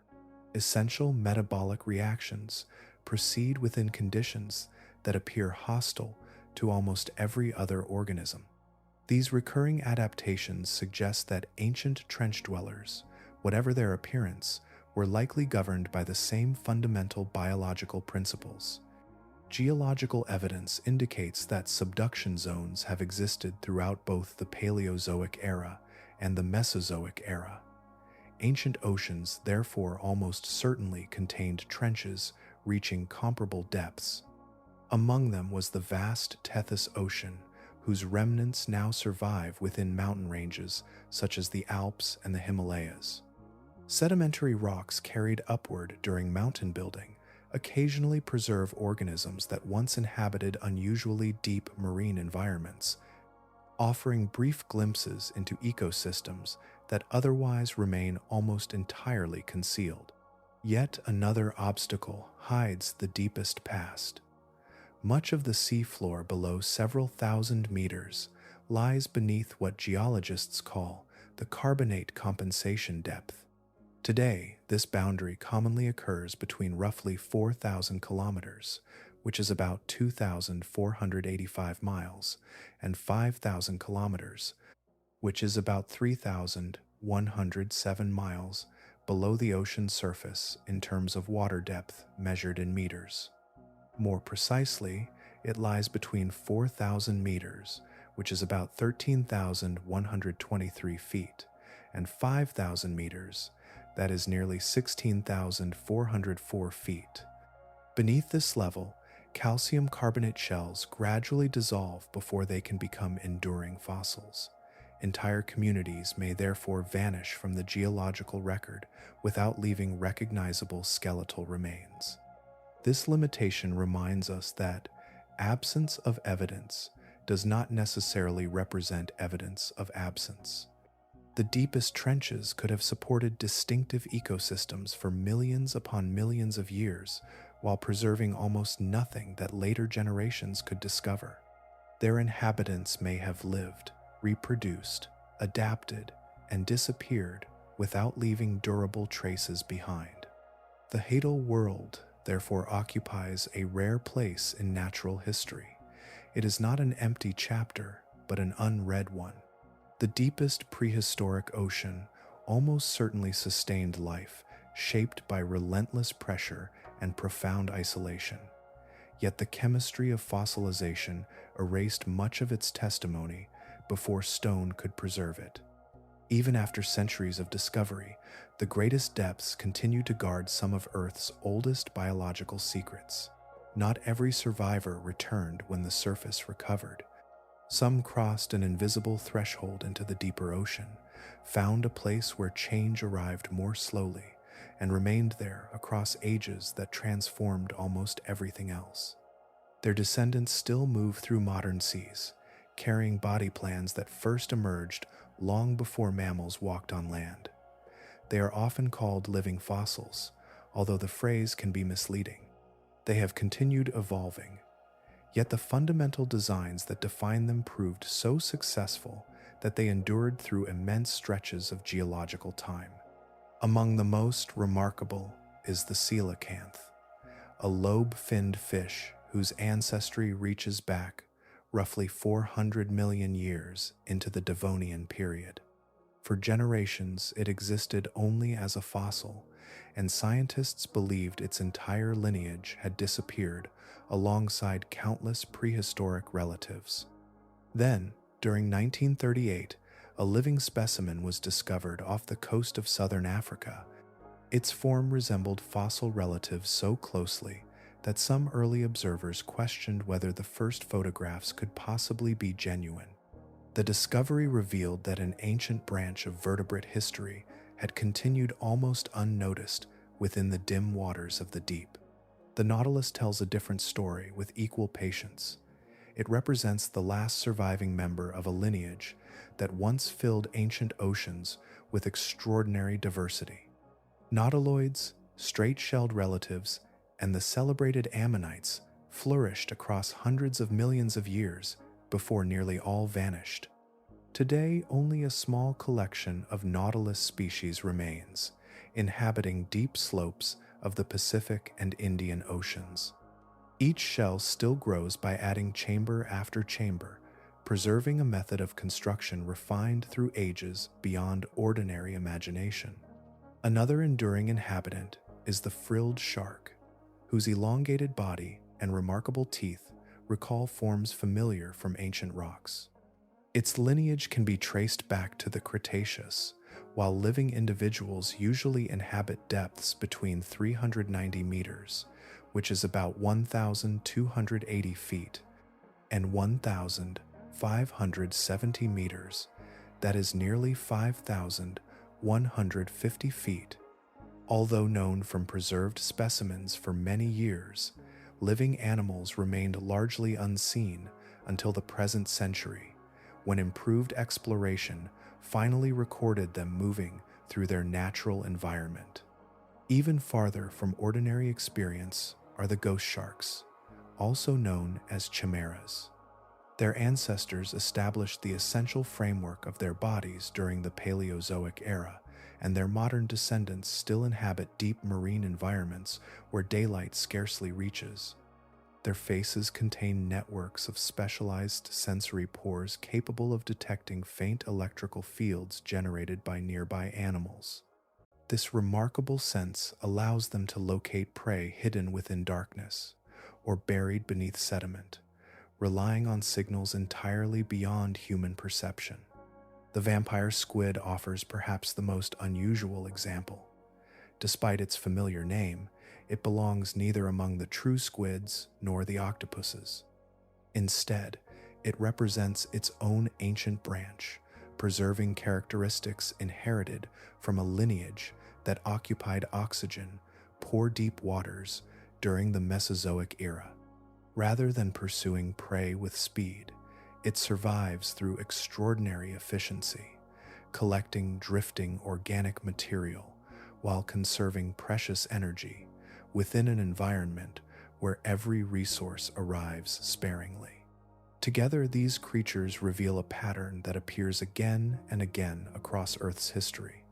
The deep ocean did not merely shelter relics abandoned by evolution. It rewarded designs already suited to cold, darkness, immense pressure, and limited food. Once those adaptations aligned with the environment, there was little reason for dramatic transformation. While continents shifted, climates changed, and repeated extinctions reshaped life nearer the surface, these ancient lineages continued along their own enduring paths, demonstrating that evolutionary success is measured not by constant change, but by the rare ability to remain well-suited to a world that never demanded becoming something entirely different. Far above the deepest waters, life gathered energy beneath the sun, yet very little of that abundance remained where it began. Across every hour of every day, an almost invisible descent carried fragments of the living world toward the ocean floor. The deepest habitats depended upon this endless exchange, receiving nourishment not through light, but through a patient downward journey that linked the brightest waters with places where daylight had never reached. Scientists call this continuous descent marine snow. It is composed of drifting remains from countless lives above, dead microscopic algae, tiny waste pellets, shed skins, broken fragments of gelatinous animals, drifting mucus, and the scattered remains of creatures whose journeys had ended nearer the surface. These particles gathered into delicate clusters that sank through hundreds or even thousands of meters, passing slowly from one layer of the ocean into another. A single fragment might spend many days descending before finally reaching the seafloor, becoming part of an economy measured not in moments, but across immense spans of time. During much of the Mesozoic era, this downward flow was likely even richer than it is today. Warmer seas encouraged enormous blooms of microscopic plant life, while greater concentrations of carbon dioxide supported vigorous primary production across broad regions of the surface ocean. More living material near the surface meant more organic matter beginning the long descent below. Every drifting particle represented stored sunlight carried into darkness, sustaining animals that never encountered the sky above. Countless inhabitants of the deeper ocean evolved around this dependable rain. Small crustaceans intercepted falling particles before they could descend farther. Worms gathered what finally settled into soft sediment. Sea cucumbers moved patiently across the seafloor, collecting nourishment that had completed its remarkable passage through the water column. Even bacteria relied upon these arrivals, breaking apart organic material until every remaining trace of energy had been extracted and returned to the wider cycle of life. Occasionally, however, the ordinary rhythm was interrupted by an event of astonishing scale. When an immense marine reptile reached the end of its life, the descent transformed into something entirely different. The body of a mosasaurus, a chronosaurus, or a shonosaurus, drifting toward the abyss, became an enormous concentration of nutrients unlike anything produced by ordinary marine snow. Upon reaching the seafloor, that single carcass formed an island of abundance, surrounded by vast expanses where food usually arrived only as scattered fragments. Modern oceans reveal what follows when a great whale settles upon the deep seabed, and the same sequence almost certainly unfolded around prehistoric marine reptiles. Large scavengers arrived first, removing flesh with remarkable efficiency. As soft tissues disappeared, smaller animals colonized the enriched sediment surrounding the bones, feeding upon organic matter that had seeped into the seafloor. Eventually, Specialized bacteria consumed the rich lipids locked within the skeleton itself, releasing hydrogen sulfide that nourished chemosynthetic organisms capable of thriving without sunlight. One fallen giant could sustain an intricate community for many years, each stage preparing the conditions for the next. The Mesozoic seas supported extraordinary populations of enormous marine reptiles, making such events far more frequent than comparable occurrences in the modern ocean. Each descent delivered not merely a meal, but an entire habitat, temporarily transforming barren stretches of the abyss into centers of remarkable biological activity. While the steady fall of marine snow sustained daily existence, these immense carcasses reshaped local ecosystems, attracting generations of scavengers, microbes, and specialized inhabitants before gradually blending back into the surrounding seafloor. In this way, the prehistoric deep remained connected to the living world above, sustained by an unending exchange in which every ending became the beginning of countless other lives. Depth is measured not only by distance but by force. Every descent through the ocean adds another layer of weight, pressing inward from every direction, an invisible architecture that shapes every living cell. On land, there is no comparable challenge. Gravity pulls downward, yet pressure in the deep surrounds an organism completely, asking every tissue, every membrane, and every molecule to endure conditions that become steadily more demanding with each passing meter. At only 10 meters, which is about 33 feet, the surrounding pressure reaches roughly 2 atmospheres. By 100 meters, which is about 328 feet, it rises to about 11 atmospheres. At 1,000 meters, that is nearly 3,281 feet, the force has increased to approximately 101 atmospheres. Descend still farther to 10,000 meters, which is about 32,808 feet, within the deepest ocean trenches, and the surrounding pressure reaches roughly 1,086 atmospheres. Every surface of the body experiences this immense compression without pause, hour after hour, generation after generation. Such conditions create profound challenges for life itself. Cell membranes, which normally remain flexible enough to regulate the movement of essential substances, begin to stiffen under enormous pressure. Proteins, whose intricate shapes allow countless biological reactions to occur, become increasingly unstable. Enzymes that guide metabolism struggle to maintain the precise forms required for their work. Ordinary chemistry, perfectly suited to familiar environments near the surface, gradually loses its reliability as the surrounding force continues to climb. The inhabitants of the deep solved these problems through remarkably elegant adjustments rather than dramatic reinvention. Their cell membranes incorporated greater amounts of unsaturated fatty substances, allowing the membranes to remain flexible despite relentless compression. Their proteins gradually evolved structures able to retain their functional shapes under extraordinary pressure. They also accumulated small organic molecules known as piezolites, substances that stabilized delicate protein architecture and protected essential biological processes from collapse. These changes appeared repeatedly across unrelated groups, demonstrating that evolution often discovers similar solutions when confronted with the same physical challenge. None of these adaptations came without cost. Maintaining specialized chemistry required energy that could not be spent elsewhere.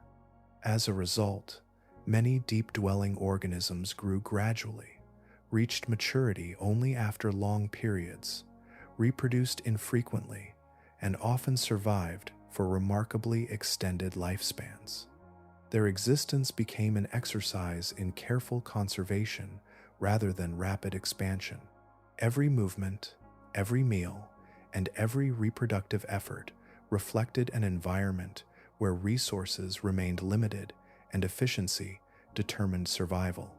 Evidence preserved within fossilized bones suggests that some great marine reptiles of the Mesozoic era also responded to increasing depth throughout their lives. Studies of bone microstructure indicate that certain individuals gradually lost bone density as they matured, reducing weight while improving buoyancy. Such changes are consistent with animals spending increasing amounts of time in deeper water, where efficient movement demanded a different balance between strength and mass. Although the precise physiological mechanisms remain the subject of continuing investigation, the fossil record preserves subtle traces of bodies adapting to a world defined by pressure rather than sunlight. These transformations remind us that the prehistoric deep was never occupied simply by familiar creatures wandering into unfamiliar places. Descending into greater depths demanded fundamental biological reconstruction, extending from the chemistry of individual molecules to the architecture of entire skeletons. Evolution reshaped bodies across millions of years until they functioned naturally under conditions that would overwhelm ordinary life. The descendants of many of those ancient pioneers still carry the legacy of those adjustments today. Their anatomy reflects choices written not by intention but by physics itself, preserving within every membrane, every protein, and every bone the enduring influence of an environment where pressure became the unseen architect of life. A fossil cannot reveal the exact depth where an ancient animal spent its life. The water that surrounded it vanished millions of years ago, and no witness remained to record its daily movements. Yet every skeleton preserves a collection of subtle clues, shaped by countless generations living under the same conditions. Like the growth rings of an old tree or the weathering of ancient stone, anatomy remembers the environment that formed it, allowing patient observation to recover stories long after the ocean itself has changed beyond recognition. Among the clearest signs are the eyes. Vision changes dramatically as sunlight fades with depth, and animals that regularly hunted beneath the brighter surface required larger openings for gathering every available trace of light. Some ichthyosaurs possessed eye diameters reaching between 26 centimeters, which is about 10 feet, and 30 centimeters, that is nearly 100 feet. Although the measurements themselves appear modest beside the immense body of the animal, these were among the largest eyes known in any vertebrate. Their extraordinary size indicates a world where ordinary daylight had already disappeared, replaced by dim illumination and the faint glow of living organisms drifting through darker water. The skeleton itself provides another record. Marine reptiles inhabiting shallower environments often retained comparatively dense bones, helping regulate buoyancy while moving through coastal waters. Species adapted for repeated descents followed a different path. Young individuals frequently developed thicker, heavier bones, a condition known as pachyostosis, providing additional stability during early life. As maturity approached, many lineages gradually reduced bone density through a process resembling osteoporosis, producing lighter skeletons better suited for efficient swimming at greater depths. This remarkable developmental sequence remains visible within fossilized bone tissue, revealing changing habits across a single lifetime. Overall body shape contributes another unmistakable chapter to the story. Long, streamlined forms reduce resistance while moving rapidly through open water, conserving energy during extended journeys. Among marine reptiles, the ichthyosaurs represent the most striking example of this principle. Their bodies evolved into graceful torpedo-like forms closely resembling modern dolphins and tuna, despite belonging to entirely different branches of the evolutionary tree. This independent arrival, at nearly identical proportions, illustrates how similar environments repeatedly guide unrelated organisms toward comparable solutions. The limbs carry their own message. Early reptiles that first ventured into the sea retained recognizable fingers capable of supporting movement on land. Over immense spans of time, those individual digits became enclosed within broad paddles designed almost entirely for steering through water. In advanced ichthyosaurs, the original finger structure disappeared from external view, replaced by smooth hydrofoil-shaped surfaces that directed movement with remarkable precision. Such extensive modification reflects complete commitment to life in the open ocean, where efficient swimming outweighed every remaining connection to terrestrial ancestry. Even the shape of the jaws offers insight into vanished habitats. Long, narrow jaws armed with slender teeth usually indicate pursuit of swift prey moving through open water. Broad skulls, supported by powerful muscles and stout teeth, reveal a different strategy, one suited for crushing heavily armored animals inhabiting shallower environments. By comparing jaw proportions, tooth form, and the mechanical forces preserved within fossil skulls, paleontologists can often infer feeding behavior and likely depth preference without relying upon the surrounding rock alone. When these anatomical clues are considered together, they become far more persuasive than any single feature by itself. Enlarged eye sockets, changing bone density through growth, streamlined bodies, specialized paddles, and distinctive jaw architecture combine into a recognizable pattern shaped by repeated descent beneath the surface. Because these traits consistently appear in animals adapted to deeper waters, newly discovered fossils displaying the same combination can often be placed confidently within the lower reaches of the prehistoric ocean before the sediment enclosing them has revealed its own geological history. Anatomy becomes a patient interpreter, translating ancient forms into living evidence of worlds that disappeared millions of years before the first human ever looked upon the sea.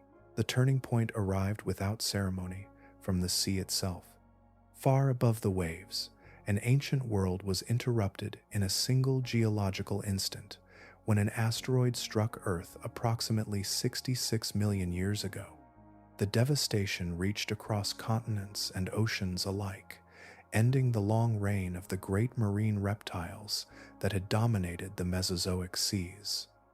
Their disappearance was not gradual. Entire branches of ocean life that had endured for tens of millions of years vanished together, leaving behind an emptiness unlike any the marine world had experienced before. The mosasaurs disappeared completely. The plesiosaurs followed them into extinction, their varied forms ending alongside the ecosystems that had sustained them. The ichthyosaurs had already vanished long before, their final chapter closing approximately 93 million years ago. Together, these losses erased every lineage of large marine reptiles that had once ruled the upper waters. The familiar silhouettes that had crossed ancient horizons no longer cast their shadows beneath the surface, and the balance that had shaped marine life for countless generations dissolved into history. Yet extinction rarely leaves an ocean entirely vacant. Beneath the vanished rulers remained survivors whose histories stretched even farther into the past. Sharks continued their patient evolution, carrying body plans refined across immense spans of geological time. Bony fishes expanded into opportunities left behind by vanished competitors. Cephalopods endured through flexibility rather than size, while communities that had persisted in deeper waters remained largely insulated from the catastrophic changes unfolding closer to the surface. Their long residence in darkness had prepared them for stability during an age defined by upheaval elsewhere. The upper ocean recovered with remarkable speed. Within roughly 10 million years, entirely new rulers began entering habitats once occupied by reptiles. These newcomers were not descended from ancient sea monsters but from mammals that had walked upon land. Early members of the whale lineage gradually surrendered their terrestrial inheritance, returning to the ocean through evolutionary pathways, unlike anything that had come before. Their arrival demonstrated that the sea repeatedly invites new solutions whenever older ones disappear, reshaping familiar ecological roles with entirely different anatomical designs. Among these pioneers was Basilosaurus, living approximately between 40 million and 37 million years ago, reaching lengths between 15 meters, which is about 49 feet, and 18 meters, that is nearly 59 feet. It bore little resemblance to the whales familiar today. Its elongated body undulated with an almost serpentine motion, while small hind limbs still remained as distant reminders of ancestors that once crossed solid ground. The transformation into fully modern whales had not yet been completed, leaving Basilosaurus suspended between two evolutionary worlds. Millions of years later, another formidable hunter emerged. Livyatan melvillei belonged to the sperm whale lineage, yet developed a feeding strategy unlike its modern relatives. Estimated to reach between 13 meters, which is about 43 feet, and 17 meters, that is nearly 56 feet, it carried teeth measuring approximately 36 centimeters, which is about 14 feet, the longest known among animals whose upper and lower teeth met during a bite. Rather than filtering food or relying primarily upon suction, it pursued large prey with immense jaws built for powerful predation, revealing that mammals had inherited the role once occupied by giant marine reptiles while expressing it through entirely different biological architecture. Far below these transformations, another change unfolded with less visibility but equal importance. The disappearance of immense marine reptile populations meant that far fewer colossal carcasses drifted toward the abyss. The economy of marine snow adjusted accordingly, redistributing nutrients through different pathways than those that had nourished earlier deep communities. Fresh arrivals from shallower habitats gradually settled into ecological spaces opened by extinction, blending with ancient survivors that had already endured countless upheavals. The modern deep ocean emerged from this prolonged reshuffling, preserving echoes of forgotten worlds while becoming something entirely new, shaped as much by absence as by survival. Change did not arrive as a return to familiar patterns. The oceans that emerged after the Great Extinction gradually assembled an entirely different cast of giants, each shaped by opportunities that had never existed while the great marine reptiles ruled the seas. During the Paleocene and Eocene, stretching from approximately 66 million years ago until 34 million years ago, ancient food webs reorganized layer by layer. The surface waters welcomed new rulers, while the deeper realms adjusted to unfamiliar rhythms, creating an ocean that carried echoes of the past without ever recreating it. Among the most enduring survivors were sharks, whose evolutionary history reached far beyond the catastrophe itself. One lineage in particular continued expanding across successive ages, eventually producing one of the largest predatory fishes ever known. Although Otodus megalodon would not appear until the Miocene, approximately between 23 million years ago and 3.6 million years ago, its ancestry extended continuously through the Eocene, linking it to generations of formidable sharks that had already begun filling ecological roles abandoned by extinct reptiles. Rather than representing a sudden innovation, this enormous hunter belonged to a dynasty that had been quietly refining its success for millions of years. At its greatest estimated size, Otatus megalodon may have approached 24 meters, which is about 79 feet, in total length. Its reconstructed jaws measured approximately 2.5 meters, which is about 8 feet, across, enclosing teeth capable of delivering one of the most powerful bites ever produced by any known organism. Yet this immense predator rarely ventured into the deepest waters. It favored productive coastal seas, warmed by sunlight, where marine mammals became increasingly abundant. Even without descending into darkness, its presence reached far below the surface through an indirect but profound influence upon the deep. As whales diversified across the world's oceans, their immense bodies became the principal source of large carcasses descending toward the abyss after death. Every successful hunt by a giant shark subtly altered that downward flow of organic matter. Every whale that escaped contributed another possibility for future nourishment within the depths. The ancient economy of falling bodies continued, but its balance had shifted from reptilian giants to mammals. Life in darkness remained intimately connected to events unfolding many hundreds of meters above. That is nearly 328 feet. Even when the creatures below never encountered the hunters responsible for those changes, another transformation unfolded among the cephalopods. During the Mesozoic, many squid-like lineages evolved beneath the constant pressure imposed by swift marine reptiles. After those predators disappeared, evolutionary pathways widened. New forms diversified across open water, some attaining extraordinary proportions that exceeded those of any living relatives. Fossil evidence from later epochs suggests that remarkable cephalopods occupied ecological roles unavailable during earlier ages, becoming increasingly important participants within marine food webs that no longer revolved around mosasaurs or plesiosaurs. The Eocene also witnessed unexpected experiments among marine birds. Along the ancient shores of what is now Peru lived Echidiptes salasi, a giant penguin standing approximately 1.5 meters, which is about 5 feet, in height. Its elongated beak and impressive stature reflected opportunities created after the disappearance of specialized diving reptiles.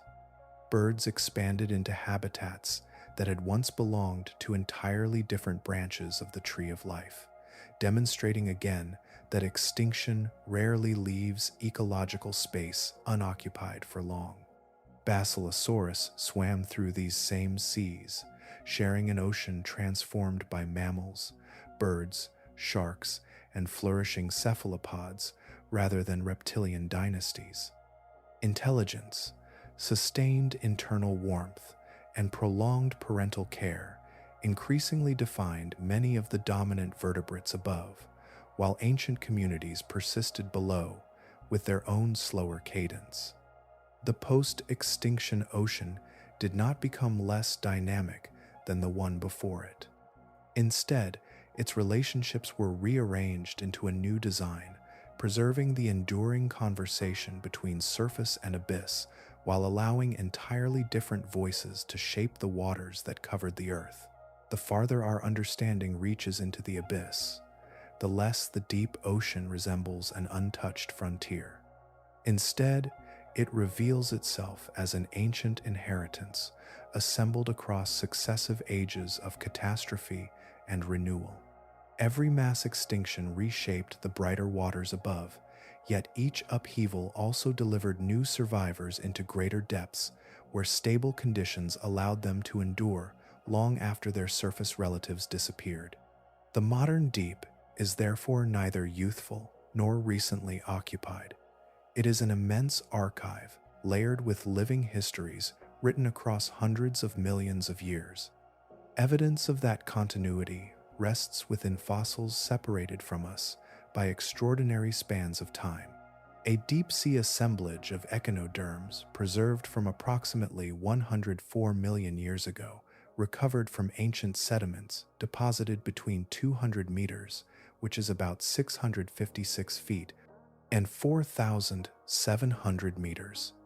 That is nearly 15,420 feet, bears a remarkable resemblance to communities inhabiting similar depths today. Although individual species have changed, the broader arrangement of brittle stars, sea lilies, sea cucumbers, and their relatives has endured across 3 separate mass extinctions. The architecture of the community remained recognizable even while the world above repeatedly reinvented itself. This persistence reveals another role played by the abyss. It does not merely shelter individual organisms, it safeguards entire evolutionary lineages. Whenever shallow water branches vanished from the fossil record, deeper relatives sometimes continued their existence beyond the reach of the catastrophe. In time, those survivors became the only remaining representatives of family trees that had once flourished beneath open skies. What disappeared from coastal waters occasionally continued far below, preserving fragments of biological history that would otherwise have vanished completely from the Earth. Modern molecular clock studies strengthen that remarkable picture. Analyses of deep-sea isopods, stylasterid corals, and brittle stars repeatedly indicate that their ancestors entered deep water long before the beginning of the Cenozoic era. These creatures are not recent arrivals adapting to modern oceans. Their roots extend back into prehistoric seas populated by marine reptiles, ancient fishes, and cephalopods, unlike those alive today. Through immense spans of geological time, their descendants remained within the same broad environment, while continents drifted, climates shifted, and dominant surface animals rose and fell around them. Such continuity became possible because the deep ocean changes at a different pace from the sunlit world. Surface ecosystems respond rapidly to fluctuations in climate, sea level, and biological competition, while the abyss experiences those disturbances only after they have spread downward through the water column. Conditions there remain comparatively stable across intervals that would encompass entire civilizations many times over. Stability does not eliminate extinction, but it softens its immediate impact, allowing ancient communities greater opportunity to endure while more exposed habitats undergo repeated transformation. Yet, for all this longevity, the deep remains among the least explored environments on the planet. Humanity has produced more detailed maps of the surface of Mars than of the seafloor beneath Earth's oceans.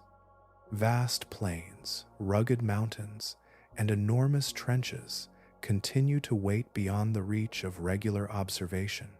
Countless species almost certainly remain undiscovered, their names unwritten, their histories unrecorded except within their own deoxyribonucleic acid and the ecosystems they quietly sustain. When exploration finally reaches these hidden places, the creatures encountered often appear almost fantastical. Barrel-eye fishes peer upward through transparent heads. Dumbo octopuses drift above soft sediments with graceful fins. Giant isopods patrol the seafloor like armored relics, while zombie worms consume the remains of fallen bones through remarkable biological partnerships. None of these organisms arrived from another world. Each emerged through the same evolutionary processes that shaped every forest, desert, reef, and mountain on Earth. Their extraordinary forms simply reflect an ancient conversation between life and darkness, carried forward beneath immense pressure across spans of time so vast that the modern ocean itself has become both a graveyard of vanished worlds and a living archive that still preserves their enduring legacy. The greatest mystery beneath the ancient seas was never a monster waiting beyond the reach of light. It was the immense portion of history that left almost nothing behind. Every fossil resting in a museum drawer represents an improbable chain of events. Yet, the deepest reaches of the ocean almost never granted those events the chance to unfold. Vast communities lived, fed, reproduced, and vanished, where the planet itself erased nearly every trace of their existence. For any organism to become part of the geological record, fortune had to accompany death. The body needed to settle rapidly beneath accumulating sediment instead of being scattered by scavengers or currents. Oxygen had to remain scarce enough that decay slowed before soft tissues disappeared completely. Minerals then had to replace or preserve delicate structures before time dissolved them. Even under favorable circumstances, this sequence remained uncommon, and in the deepest basins another obstacle awaited long before preservation could begin. Far below the surface lies the carbonate compensation depth, a boundary that today generally falls between about 4,000 kilometers, which is about 2,485 miles, and 5,000 kilometers, that is nearly 3,107 miles, beneath the sea surface. At and below this level, calcium carbonate dissolves more rapidly than it accumulates upon the seabed. The exact position of this boundary has shifted through Earth's history as oceans changed, yet the consequence remained remarkably similar.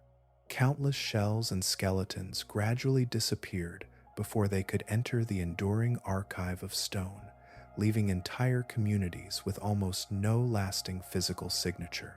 Creatures lacking hard skeletons faced even greater odds. Squid, jellyfish, worms, and many delicate invertebrates were built from tissues that vanished with remarkable speed after death. Exceptional fossil deposits from the Cambrian and Ordovician periods reveal astonishing soft-bodied organisms because unusual conditions preserved them in comparatively shallow marine settings. Those celebrated discoveries provide remarkable glimpses into ancient evolution, yet they do not open an equivalent window into the genuine abyss. The deepest realms remained beyond the reach of even the rarest circumstances that favored preservation. The seafloor itself also possessed an unexpected impermanence.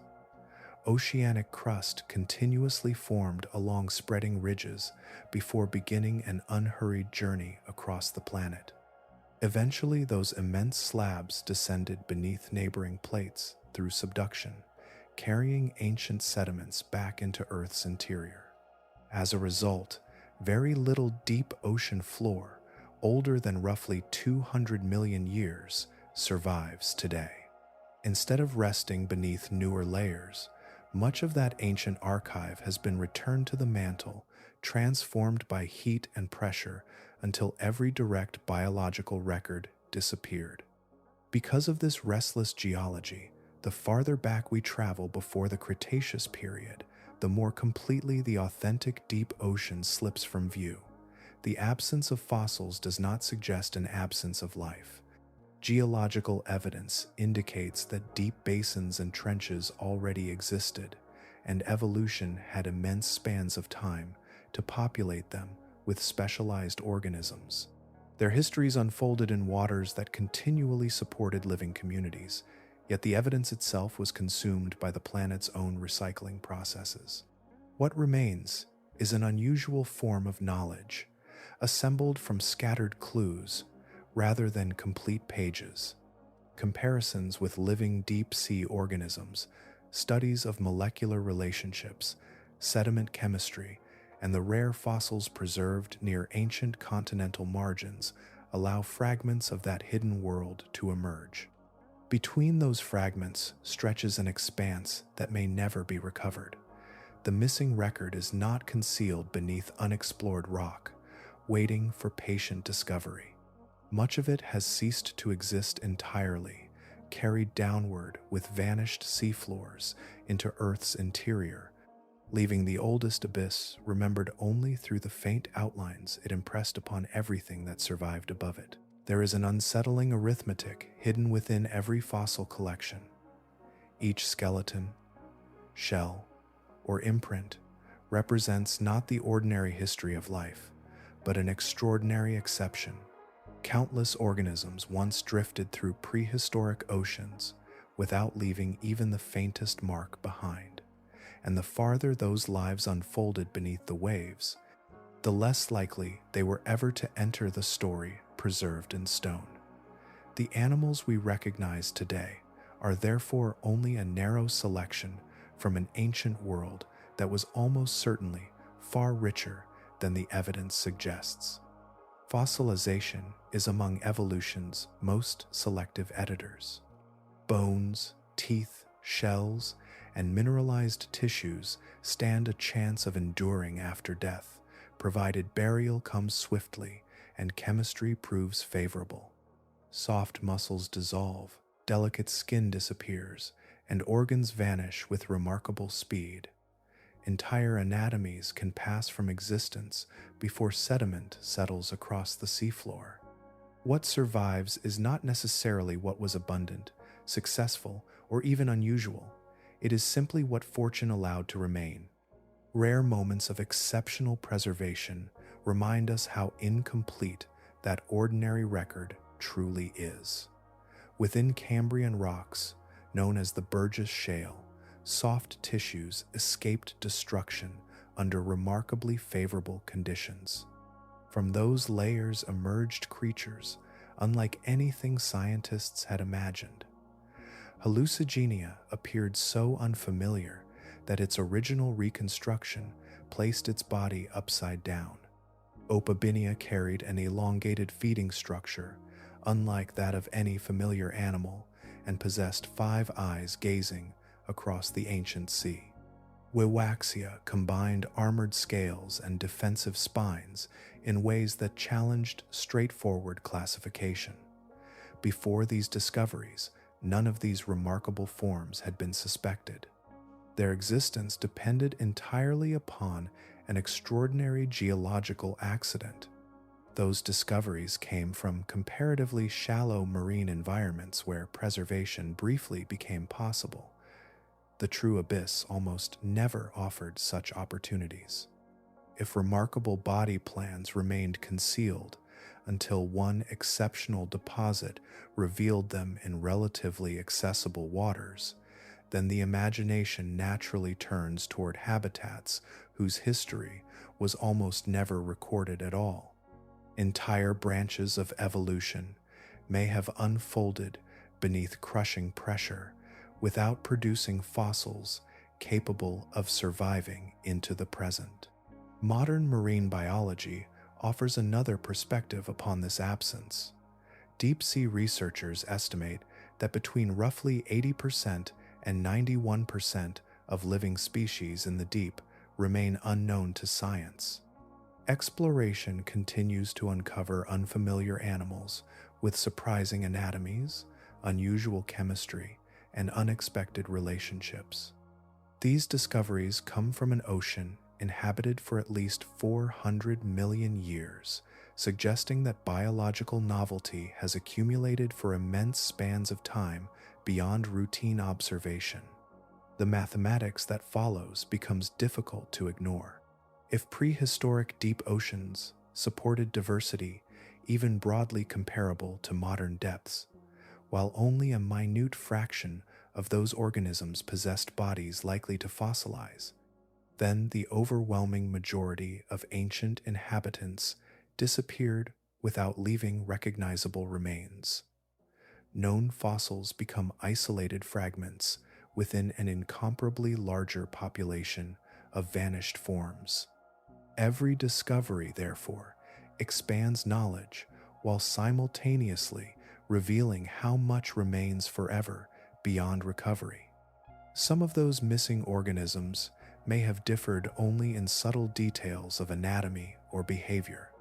Others may have represented completely distinct architectural experiments, body plans that evolved, flourished across millions of years, and disappeared before any durable trace entered the geological archive.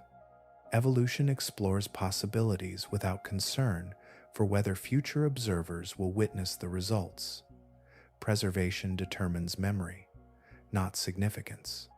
The fossil record of the deep should therefore be understood with humility. It does not present a complete census of prehistoric oceans, nor even a representative sample. It preserves only those rare inhabitants carried by circumstance into environments where chemistry, burial, and geological stability briefly aligned. Beyond that, slender archive stretched ecosystems whose inhabitants lived full evolutionary histories before fading beyond observation. Their absence does not diminish their reality. It simply reminds us that Earth's oldest oceans guarded countless stories that the rocks could never keep. Some histories reveal themselves as a sequence of names and dates. The history of the abyss is better understood as a recurring pattern repeated across spans of time so immense that entire dynasties of life appeared, flourished, and vanished between each repetition. Whenever the deepest waters suffered widespread disruption from expanding anoxic conditions or the cascading consequences of global mass extinction, recovery did not simply restore what had existed before. It produced a community that was, in subtle and remarkable ways, even more specialized than the one it replaced. This pattern is not a poetic invention. It emerges from ecological principles observed in living oceans and from evidence preserved across the geological record. Disturbance removes established communities, leaving ecological space temporarily unoccupied. The first inhabitants to arrive are seldom extraordinary. They are adaptable generalists, capable of surviving changing conditions and exploiting whatever resources remain. Their presence gradually reshapes the environment, creating opportunities for increasingly specialized descendants whose bodies and behaviors become ever more closely matched to the demanding conditions of the deep. Generation after generation, natural selection continues its patient work. Descendants of comparatively ordinary ancestors begin accumulating characteristics that would offer little advantage near the surface, yet become invaluable beneath immense pressure and perpetual darkness. Eyes enlarge until they gather the faintest traces of distant light. Metabolism slow, conserving precious energy where food may drift downward only after journeys lasting many days. Lifespans lengthen, while reproduction becomes less frequent but more carefully invested. Sensory systems expand beyond ordinary vision, responding instead to chemical traces, electrical fields, subtle vibrations, or the smallest changes in surrounding water. Bioluminescence follows the same direction of increasing specialization. Simple flashes that once served modest purposes diversify into remarkably precise signals. Some organisms use living light to attract prey, others to locate companions, others to disguise their outlines against the dim glow filtering from above. Over immense spans of evolutionary time, these adaptations become increasingly elaborate because every successful refinement provides another slight advantage in an environment where resources remain scarce and opportunities cannot be wasted. The deep, therefore, accomplishes something beyond preservation. Ancient lineages certainly endure there, sheltered from many rapid changes affecting shallower seas, yet they do not remain frozen in evolutionary time. The environment continuously shapes them, emphasizing traits that support survival under crushing pressure, limited nourishment, and enduring darkness. Extreme conditions do not halt evolution. They guide it along pathways seldom explored elsewhere, producing descendants that appear increasingly unfamiliar despite sharing ancestry with far more recognizable forms. Viewed across Earth's history, the great mass extinctions resemble successive ecological filters rather than simple endings. Each catastrophe eliminated countless lineages unable to endure altered conditions, while others persisted in scattered refuges. Some surviving groups eventually expanded into deeper habitats where stability offered another opportunity for persistence. There, isolated from many surface disturbances, evolution continued refining those survivors until they bore only distant resemblance to the ancestors that first crossed into the abyss. By the time the most recent great extinction transformed the planet approximately 66 million years ago, the deep ocean already sheltered descendants of organisms whose ancestors had survived multiple earlier global crises. Some lineages represented survivors of catastrophes that themselves had inherited adaptations from even older survivors. The biological history contained within those waters had become layered across unimaginable intervals, each generation carrying traces of previous worlds long erased from the continents and shallow seas. Seen from this perspective, the abyss becomes more than Earth's oldest continuously inhabited environment. It becomes the destination repeatedly reached by resilience itself. Across hundreds of millions of years, whenever the surface lost entire civilizations of life, the deepest waters gathered fragments that endured. Those fragments did not merely persist. They evolved into forms increasingly shaped by the demanding character of their refuge, making the abyss not only a sanctuary for survivors, but the workshop where survival itself acquired its most remarkable expressions. The ancient ocean did not distribute danger evenly. It arranged it in layers, each one shaped by different rules, different pressures, and different spans of time. Descending through those waters was never simply a journey downward.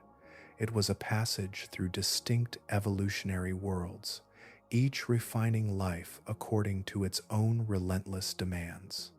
Together, they formed a vertical history written not only in sediment and fossils, but in anatomy itself. Near the surface, survival unfolded beneath abundant light. Predators and prey often discovered one another across open water before the final pursuit began. Speed became a decisive advantage. Powerful muscles, streamlined bodies, and keen vision rewarded those capable of striking first or escaping with equal urgency. Violence arrived swiftly, announced by movement, flashes of reflected light, or the unmistakable outline of an approaching hunter. Life there favored rapid decisions because every encounter unfolded within moments. Farther below, brightness gradually surrendered its authority. The twilight waters transformed perception into the most valuable resource an organism could possess. Vision remained important, yet it no longer acted alone. The faint glow produced by living bodies, subtle disturbances passing through surrounding water, dissolved chemical traces, and weak electrical fields became sources of information as valuable as sight itself. Hunters evolved remarkable ways to detect prey that never appeared as complete silhouettes. Survival depended upon recognizing signals so delicate that surface creatures would scarcely notice they existed. Deeper still, familiar reference points disappeared altogether. There were no coastlines, no shafts of sunlight reaching the seafloor, and no visible boundaries defining the immense water column. Distance became almost impossible to judge. A creature could drift through enormous volumes of water while remaining concealed simply because there was so much surrounding space. In such an environment, body size no longer announced itself against a recognizable landscape. Great animals could emerge from darkness with little warning because the ocean itself provided limitless room in which to remain unseen. Scale became detached from ordinary experience, shaped instead by a realm whose dimensions exceeded everyday intuition. Beyond those waters lay the abyss, where the character of danger changed once again. Here, urgency yielded to endurance. Food arrived infrequently. sometimes descending from far above after journeys lasting many days. Organisms adapted by conserving energy with remarkable discipline. Growth slowed. Reproduction became infrequent. Lifespans stretched across years that would seem extraordinary in more productive environments. Predators still hunted, yet they often relied upon patience rather than pursuit, waiting for opportunities that eventually appeared because time itself remained one of the few abundant resources. Seen together, these environments reveal something remarkable about prehistoric oceans. The upper layers expressed immediate conflict, where survival depended upon speed and rapid perception. Greater depths accumulated histories rather than moments, preserving lineages that endured repeated environmental upheavals while continuing to evolve under remarkably stable conditions. Descendants of ancient survivors inhabited waters where geological change often unfolded more gradually than it did at the surface, allowing evolutionary experiments to continue across astonishing spans of time. This arrangement was never symbolic. It emerged directly from physics, chemistry, and biology, acting together across roughly 540 million years of marine evolution. Light faded with depth. Pressure increased relentlessly. Food became scarcer. Every change altered which anatomical designs flourished and which disappeared. Large eyes, sensitive pressure receptors, bioluminescent organs, slower metabolisms, flexible skeletons, and specialized chemistry all became readable chapters within the same vertical narrative. To descend through the prehistoric ocean, then, was to travel through successive evolutionary solutions to survival. Every layer expressed a different balance between opportunity and limitation, violence and endurance, immediacy and immense duration. The architecture of the sea was therefore also the architecture of life's history, preserved not merely in rocks or fossils, but within the bodies of every creature shaped by salt water across Earth's immeasurably long past. The deepest waters possess a relationship with time unlike any other place on Earth. Depth does not simply conceal what lies below. It changes the pace at which the planet remembers. As the ocean descends beyond the reach of storms and daylight, movement slows until the passage of centuries begins to resemble the passing of a single season. What unfolds in those immense depths is not only a different environment, but a different rhythm of history itself. At the surface, the sea is endlessly renewed. Winds disturb the waves, sunlight warms the upper layers, currents shift with changing seasons, and storms erase yesterday's patterns with remarkable speed. Water that reflects the morning sky may travel far before another year has passed, carrying heat, nutrients, and living organisms across vast distances. It is a realm of continual revision where change is expected and permanence rarely survives for long. Far below, another tempo governs the abyss. Water descending into the greatest depths may remain there for between 1,000 and 2,000 years before returning to the atmosphere. A parcel of water resting today within the abyssal Pacific Ocean may have last exchanged gases with the open air during the Middle Ages, preserving within itself traces of climates, winds, and oceans that belonged to distant human generations. Even the currents appear less like rushing rivers than gradual migrations unfolding across spans almost impossible to witness directly. The seafloor reflects that same measured passage.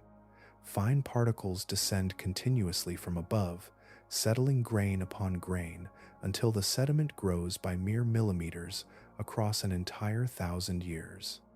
A layer of mud, scarcely thicker than a human finger, can preserve chemical evidence, recording the rise and decline of whole geological ages. Within those compressed layers remain traces of changing oceans, volcanic eruptions, shifting climates, and biological communities whose living members vanished long before humanity appeared. Every descent from the upper ocean has carried fragments of countless lives into that growing archive.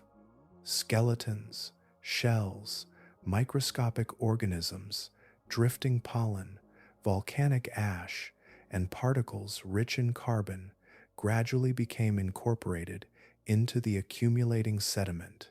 Pressure transformed loose deposits into enduring geological records. Minerals replaced fragile tissues. Molecular signatures survived where complete bodies could not. Long after recognizable forms disappeared, subtle chemical patterns continued telling the story of organisms that once drifted, hunted, reproduced, and eventually settled into the darkness below. What paleontologists describe as the sedimentary record is therefore more than an arrangement of layered rock. It is the language through which the ocean preserves memory. Every surviving fossil, every distinctive chemical ratio, every compressed shell or mineral grain contributes another sentence to an account written across hundreds of millions of years. Most pages remain incomplete, yet even their fragments reveal astonishing continuity between vanished worlds and those that still endure. The deep refuges that sheltered ancient lineages through repeated global catastrophes carry this memory in living form as well.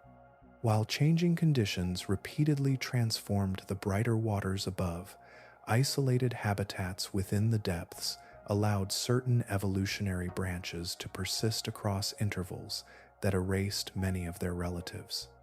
Survival became a form of remembrance, preserving anatomical designs that otherwise might have disappeared entirely from Earth's history. Seen in this light, familiar inhabitants such as the coelacanth, the chambered nautilus, the frilled shark, and the vampire squid become more than remarkable survivors. Each represents an enduring reference to chapters written long before the present age, maintaining connections to evolutionary histories that stretch deep into vanished oceans. They do not stand apart from the story. They remain within it, living notes preserved beside the vast mineral archive beneath them, where the ocean continues recording its history with extraordinary patience, one delicate layer at a time.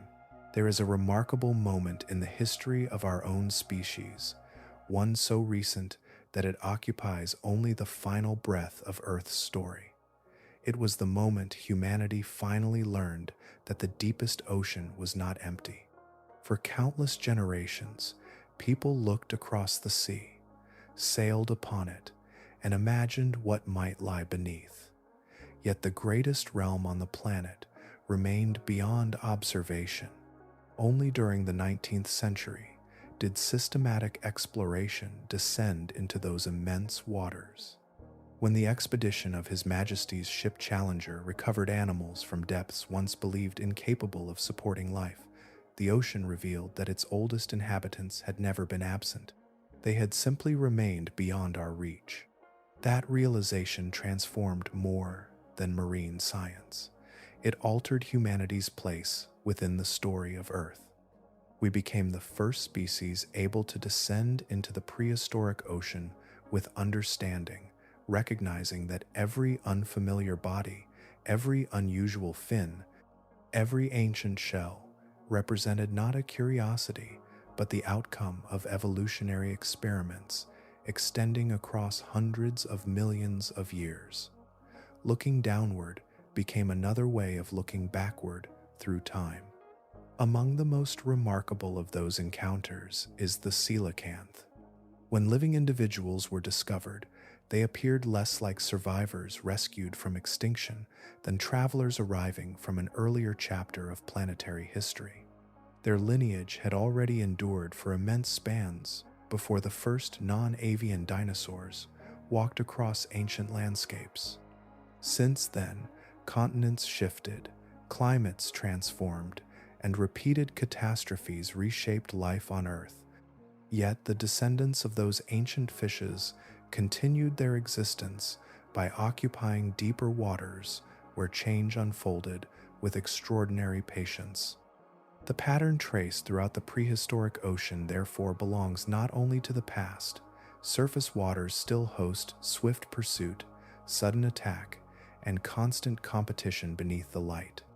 Farther below, senses beyond ordinary vision become increasingly important, detecting movement, electrical signals, and the faintest disturbances passing through water.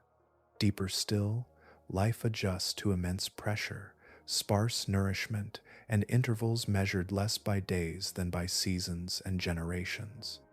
The architecture established across approximately 540 million years continues surrounding the planet today. Even now, the deepest regions remain largely unexplored. Countless organisms await description. Entire communities continue living beyond direct observation. Behaviors unfold without witnesses, repeated across centuries beneath waters seldom visited by human instruments. Every expedition expands knowledge, yet each discovery also reveals how much larger the unknown remains. The map grows, but the uncharted frontier continues stretching beyond its edges. The animals, often called living fossils, offer another perspective upon this enduring world. They are not preserved relics frozen in time, nor reminders of a vanished golden age. They represent alternative evolutionary solutions, pathways that favored persistence over rapid transformation, endurance over constant innovation, and stability within demanding environments rather than continual expansion into changing ones. Their existence demonstrates that survival has never followed a single design.